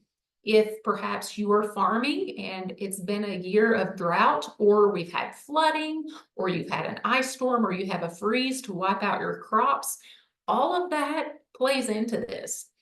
So we want you to have tools in your toolbox to where you can rebound, you can gain control once again, get back on your feet. That's why, as we talked about the risk management agency, having risk management plans in place for things like that, why it's so very important. And so I would encourage you, when you're thinking about what your budget looks like, budget for insurance. That's something that's very much important, and it can help you. It can determine whether or not you fall into a position where you're able to pay your bills or not. We want you to have something to fall back on, where some management tools are put into place and they can help support your operation. Be aware of your debts. Again, we've talked about being disciplined. We've talked about taking responsibility. So take control. Know what your debts are. If it's, having a spreadsheet for yourself, if it's having a notepad where you manually track things. I know Excel is not maybe friendly to everyone. Myself, I'm not. I don't consider myself to be an Excel expert. I'm more old-fashioned where I write things down on a tablet. It's whatever works for you. Find a way to manage to keep your records and especially to keep your finances. And I can't stress enough to encourage people to balance their checkbooks. You know, we're in an era where people don't do that anymore. They just rely on, you know, maybe online banking or things like that. But you need to be able, have a plan in place to take control and be responsible of your spending. And again, know your debts. And we want to mention to be cautious of co-signing. We see this time after time when we run into issues with people. Again, when we pull a credit report, if there is a loan that's in default, or maybe it's even been sent to a collection agency, and they're like, well, I didn't know I had that. I don't have that debt. I don't own that vehicle.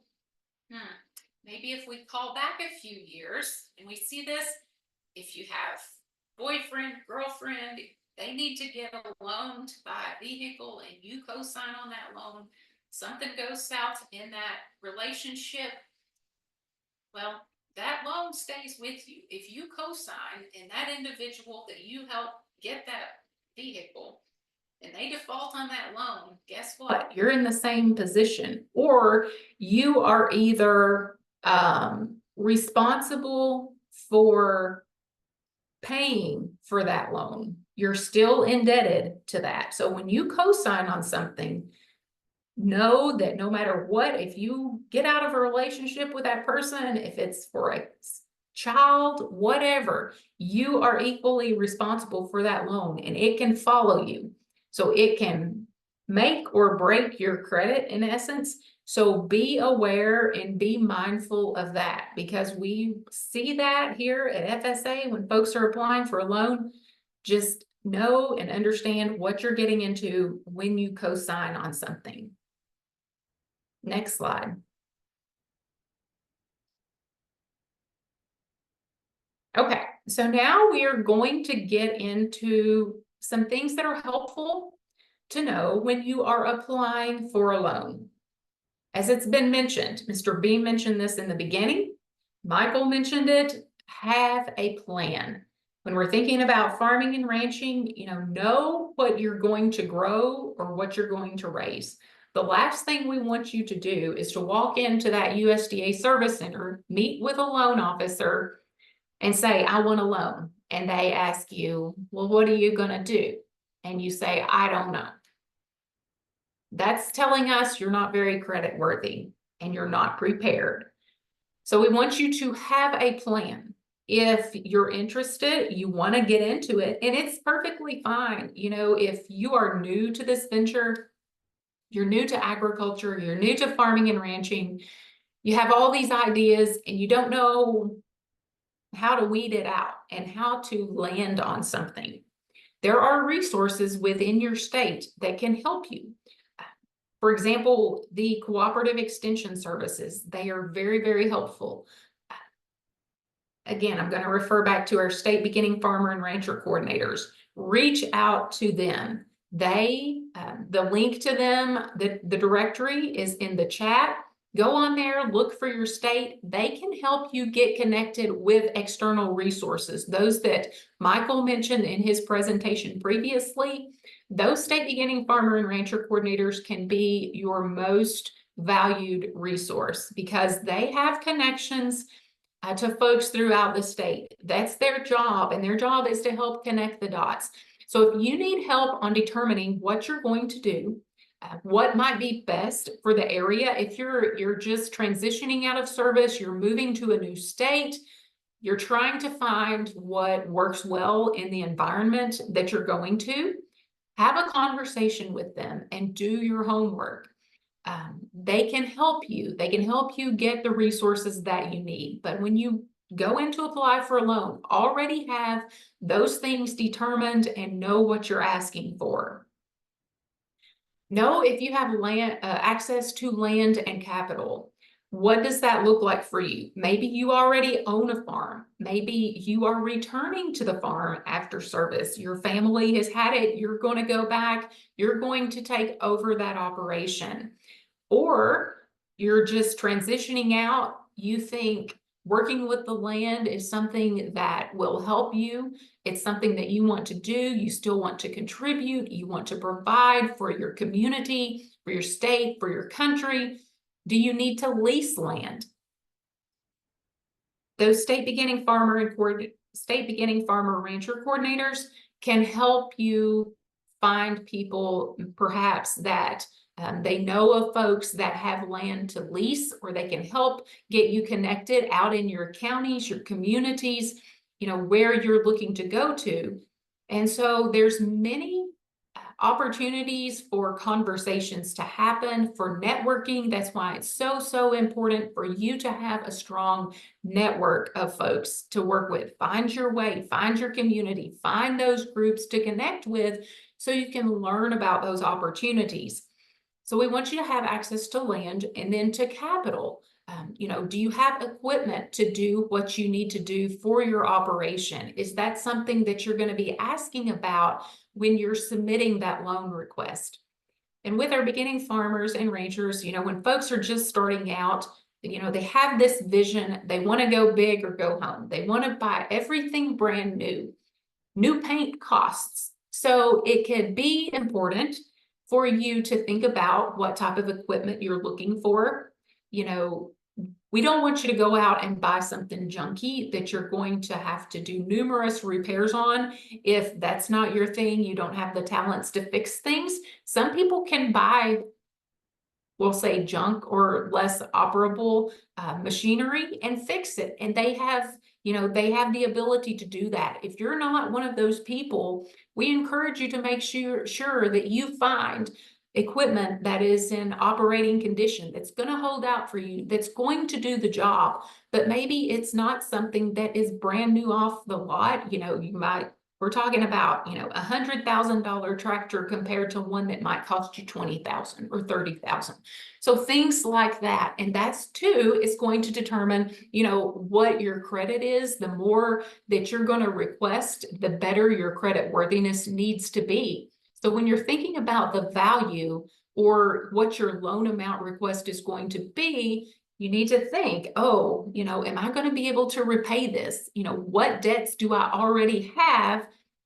So I need to think about what is within my means, working within what you're able to do. We do not want to set you up for failure, as we mentioned. That is not our goal. So if that loan officer suggests, well, maybe you should look at this, or, you know, maybe we should try this first. It's not that they're being mean or they're trying to like overpower what you're wanting to do. They're just trying to offer what might be best for your situation based on your history, or if you're new and starting out, you don't have that history to go off of. So it's what is relevant, what makes most sense. They're going to try to use good judgment. So that brings us to our next 2 points. You know, we want you to do your research, and you would want to provide, if you have been farming previously, provide your production history, or, you know, do research on what is a good projected production rate for the commodity that you're growing in the area that you're growing it in. We don't want you researching or using references if you're located in Florida and you're looking then at stuff in Washington State. That doesn't make sense. We want you to stay localized, to do production research and marketing research in areas that are relevant to you. It's okay if you're just starting out, because we can use some established history that others have provided. Many times it's through our colleges and universities. They provide budgets to us. That's what a lot of our loan officers use for folks that don't have that history. So they base those projections off of what has been provided by professionals through various research and, you know, farms that they have worked one-on-one with to obtain that history. Next slide.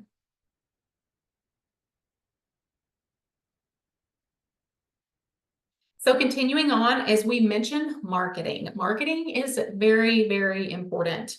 And you need to think about that when you're applying for a loan, when you're thinking about, oh, I may have everything I need to grow or raise my commodity, but how am I going to get payment for it? When it comes time to get rid of it, what does that look like?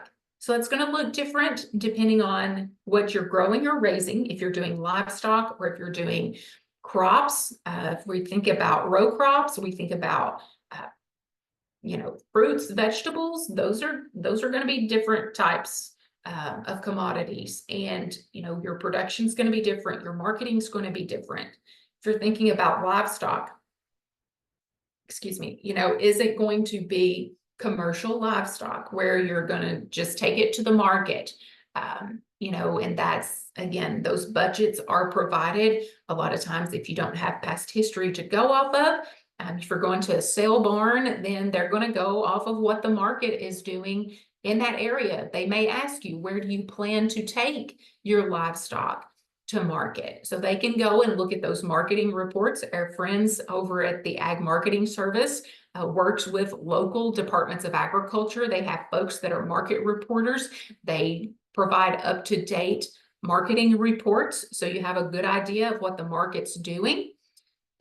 Or, do you need a contract? Are you contracting with a company, with a group of individuals to sell your products to? You may be asked to provide your loan officer with that contract. Again, everyone's situation is different. I'm not saying everyone that's growing something, everyone that's getting a loan, that you have to have a contract.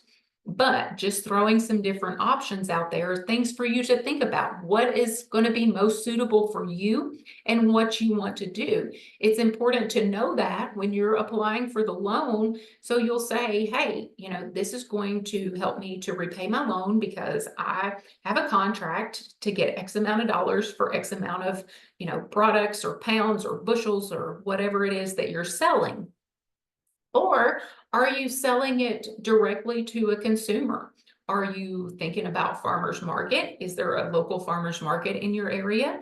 Has your farmers market come together? Do you know, what are folks who sell there? What are they averaging on their prices? What does that look like?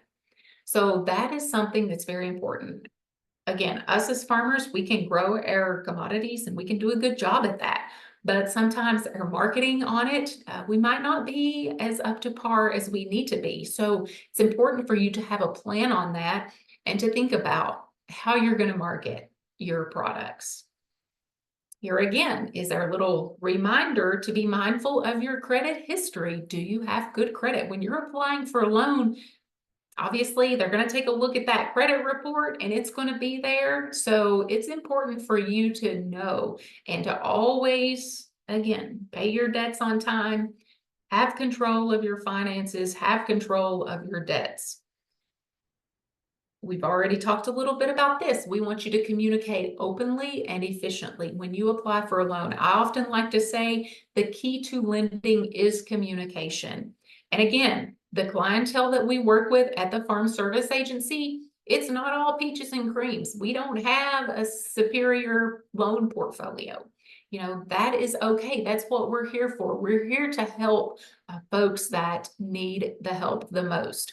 We want you to be upfront, let your loan officials know the good, the bad, the ugly, because if you tell them upfront that you've had some problems in the past, that's only good for you, because you don't want to tell them, oh, I have perfect credit, I've never had any problems, and they pull that credit report, because they're going to find out through that credit report or through those lien searches truly what your credit history, what your credit worthiness is. So it's going to be of benefit to you to be honest and upfront in the very beginning, so they can offer suggestions. If there's things that you need to work through, they can offer advice.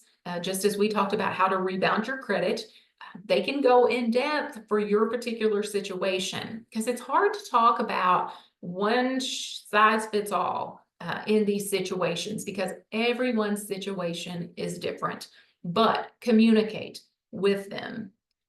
Communicate your goals. Work with them to set goals for your operation, for you personally. What do your short-term goals look like? What do your long-term goals look like? You know, everyone finds themselves in a different situation. You may be the person that went into the Army at an early age and you have made a career out of it. You're now transitioning out. Maybe your goals are going to look different from someone who has, you know, done a short stint in the service, and you're getting out, you know, you're mid-career, you have a lot ahead of you, or maybe you were a short timer, even shorter than that, and your situation's going to look different. So are you thinking about, do you have a family? Do you have children that's going to be going to college that you want to help plan for while you're also working towards your goals, while you're getting started with an operation? You're setting goals for it. Maybe your short-term goals are just to lease land, to start out small, to buy, you know, say 5 head of cattle to start with. And, you know, you're going to see how that goes with those head of cattle. And then you want to expand into maybe next year, you're going to start, you know, growing some vegetables. You're going to plant X amount of acres of sweet corn, and you're going to sell that at the farmer's market, or, you know, you're going to have green beans, things like that. You know, you just want to start small to see how it may go for you, because farming's hard. And as Mr. Bean mentioned, you know, you've got to be dedicated to it. We don't want to paint a picture that it's great. It's not for everyone. We encourage farming and ranching is very important. We have to have it. It's important for us to have it to provide food, fiber, and shelter. So it is, you know, oftentimes we say not for the faint of heart, but we know that you all, many of the characteristics and the skill sets that you have as a veteran, that continues on into farming and ranching. So we want to make sure that your thoughts, your goals are incorporated into your plan, into your business plan that you work through jointly with that loan official that you're working with when you're talking about or thinking about what your ultimate goal is and what you want to achieve in your operation and how you want to sustain or scale your operation. Next slide. Okay, so we're going to talk now. We're going to do a little bit of a dive into the types of loan programs that are offered through FSA. Now, be mindful that these are not, our loans are not limited to these that are listed here, but I feel like for this audience, these are probably ones that would be most popular. So at FSA, we have a direct loan program and we have a guaranteed loan program.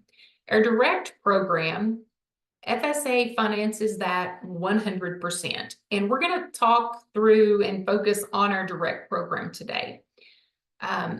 So for farm ownership loans, as is listed here and as the name implies, it's used to purchase real estate. You can also make capital improvements with this type of loan, soil and water conservation. It can be used for those purposes. As we mentioned, those loan closing costs that are associated with the farm ownership loan, you can even integrate those costs into this loan request. So all of that can be taken care of through our farm ownership loan. It cannot exceed $600,000. So if it were to go over the $600,000, that's where our program that we call the guarantee program may kick in, and you may need to go and seek out assistance with another lender, a commercial lender, and then FSA could guarantee that loan. So if it exceeds $600,000, that's where we look at doing joint financing with another lender, or, you know, it just then becomes a guaranteed loan. And we, through our direct program for farm ownership, we can term that up to 40 years. So not many places or many lenders have that flexibility. And that's the cool thing about FSA's lending. We have some flexibilities and some programs and some opportunities that maybe conventional lenders, they're not able to do. And so that's why FSA is known as the lender of first opportunity. Our operating loans, those are used to purchase livestock, equipment. They're used for production expenses, buy your crop inputs for the year. And then we can refinance operating expenses. You know, if there is a need, if you have a loan through a conventional lender and you're really struggling and there is a need, we can look at refinancing that at FSA.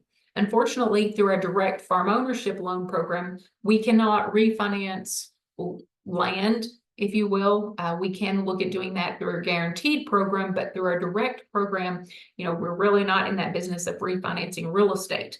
But we can refinance your operating expenses from another lender. The maximum amount is $400,000, and those loans are termed from 1 to 7 years. So our 1-year operating loans, that would be like if you're doing feeder cattle or you're doing crops, if you're a row crop farmer, or you know, you're looking for crop inputs, if you're doing fruits, vegetables, where you turn that around in 12 months. It's just like at a regular lender, those are set up on annual operating loans. However, we do not have like evolving credit. You have to reapply every year to get that annual operating loan. So you must reapply each year to get that. And then our livestock and our equipment, obviously for cow-calf operations, things like that, it is termed over 7 years. We can go up to that. Now, I will mention we do have some new opportunities and some flexibility in our repayments due to a new enhanced rule that just went into effect last September. So you can actually look at doing interest-only payments. Actually, our folks, our loan officials, they will work with you. You will work with them on what your repayment plan could look like. They will enter it into an amortization tool and determine what your repayment looks like. So again, it's why it's so important to communicate with your lender, so they can know like what your goals are, what you hope to achieve out of this operation, and how this loan can assist you. So just keep that in mind when you're having those conversations, to mention that to the loan officer. Our microloan program, this has been so beneficial to our beginning farmers, our beginning farmer veterans. A lot of folks use this. It's a simplified loan process.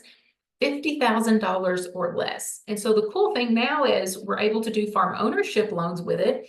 Of course, you're thinking, oh, I can't buy a farm for $50,000.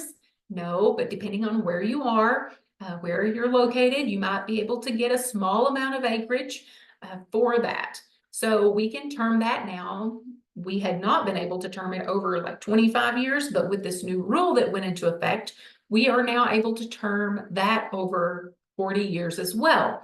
And the microloan program, same terms, rates apply as through the regular operating loans and the farm ownership loans. But you just cannot exceed $100,000 combined. You can have a $50,000 outstanding amount for operating. You can have a $50,000 outstanding amount for farm ownership.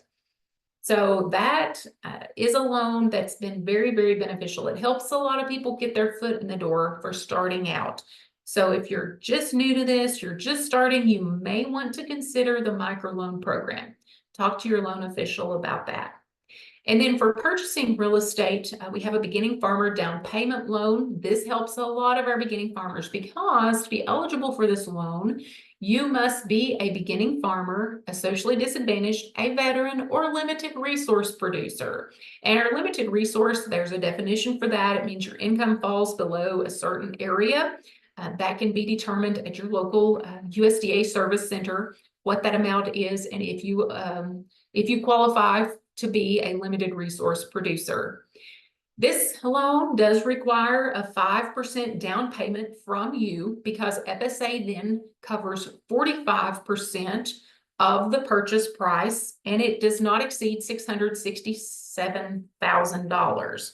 And then you work with another lender to get the other 50% covered. So in essence, it's a 50-50 loan. You are contributing 5% and FSA is contributing 45%. So that's your part. And then another lender that you work with, they provide 50%. So it's a wonderful program that's worked well for a lot of people, despite that 5% down payment. If you have that, wonderful, something for you to check into. It is something for you to see if, family member has some land for sale. And then, FSA provides support for that, and we work with a lending partner to get you covered the rest of the way. Next slide.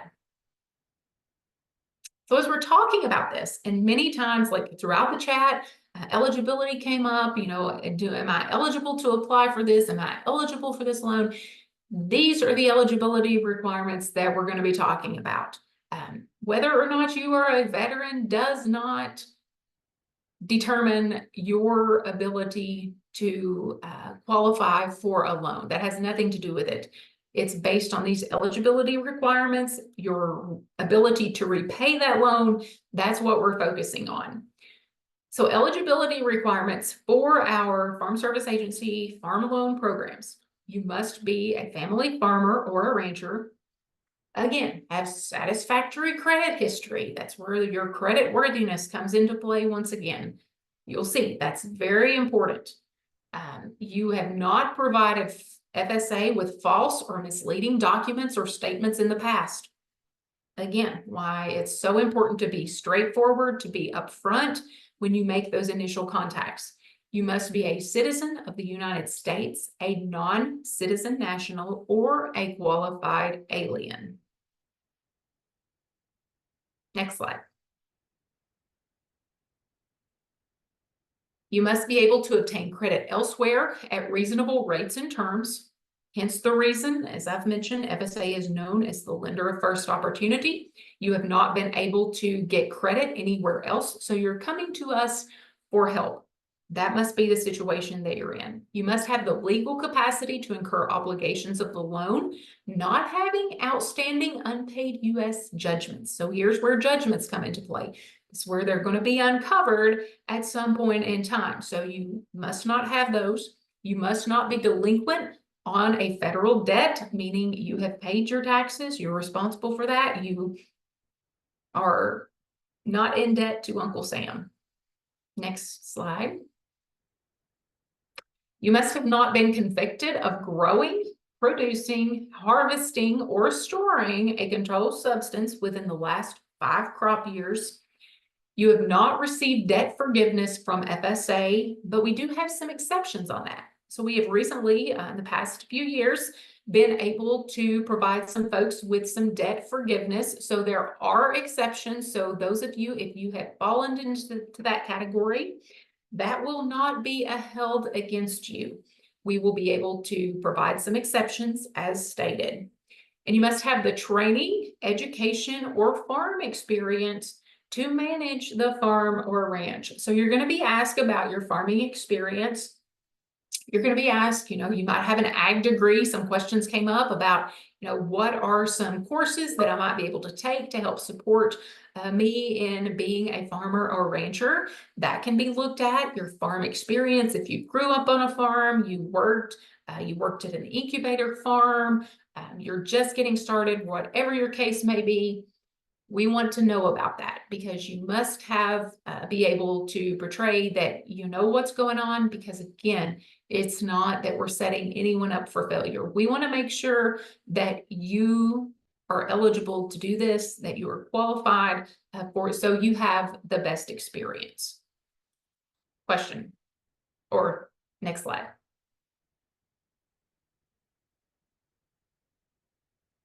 Okay, so we've talked about the different types of loans. We've talked about the eligibility. If in your mind you're thinking, okay, yes, I qualify, what loan is maybe best suited for me? We have a tool that can support you in determining that, and it's our loan assistance tool. You can go online to utilize this tool. It helps check for eligibility once again. You can discover lots of our FSA loan products, and you will learn how to apply for a loan online by using this tool. Next slide. All right, preparing for a direct loan application. So The same forms are used for all applications, whatever you're requesting, even if you're requesting a farm ownership loan or whether you're requesting an operating loan, it's the same application. You're just going to determine, on that application, which one you're applying for, but all of the forms that are going to be asked for, all of those are going to be consistent. They're going to be the same. And if additional documentation is required, then the loan official will have that discussion with you. It could refer back to when we were talking about verifying those debts. They're going to ask you if you've got past statements, you've got verification for those debts. It could be anything, from that to providing your production history. Things like that is what they could be asking for in addition to those forms that you will be filling out. You can apply in person or you can apply online. We advise you, even if you are going to apply online, it's so important to build that relationship with your local USDA service center, with your loan official. Again, communication is key. We have the service center locator here listed. You will have access to that once you have access to these slides. As mentioned, after the recording is posted and after these slides obviously are posted as well. Next slide. So applying for the loan online, you want to make sure that you have access to a secure online portal. You want to upload any supporting documents that you have. You must pay the required credit report fee that we talked about, and you will then submit your application for processing. To do this, there is something that you need, and that is a level 2 e-authentication. So I would encourage you, although you might apply for this online, you still need to connect with your local USDA service center to get this e-auth access and this account.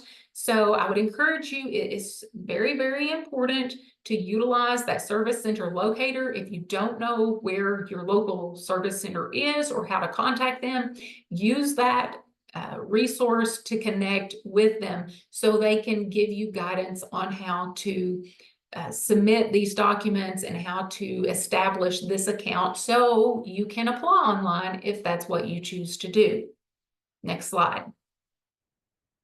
In addition to the loan assistance tool for determining which loan is best suited for you and then applying through our online loan application tool. Once you have applied, if you receive that loan, you can also pay your loan online. So you can make that payment. Typically, those are set up on annual payments. You're welcome to pay as often as you would like, but certainly we want to see that you're paying at least once a year on your loan. So you can do that online as well if you choose to. Through the Pay My Loan self-service tool. So that's available to you. Next slide. And again, here is resources. We've already mentioned this. We have dropped it in the chat, your directory to connect with your state beginning farmer rancher coordinator. If you are new to USDA, you're new to farming, you're new to ranching, be sure and check that out. And there is a step-by-step guide for starting a farming and ranching operation. That's available to you on the New Farmer webpage. We want to make sure that you use that. You'll see little cards listed. It'll tell you, on connecting with your first visit, planning, and then, what to expect. And then if you're looking for financing and how to find land and then how to market and then how to sustain your operation.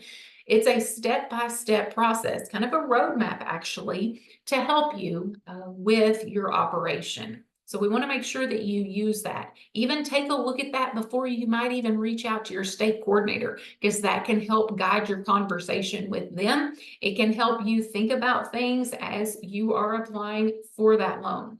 Next slide. All right, now we're at the point for questions. I was trying to call for question early on when I meant to say next slide. So now we're happy to, if we have some questions for us, happy to entertain those.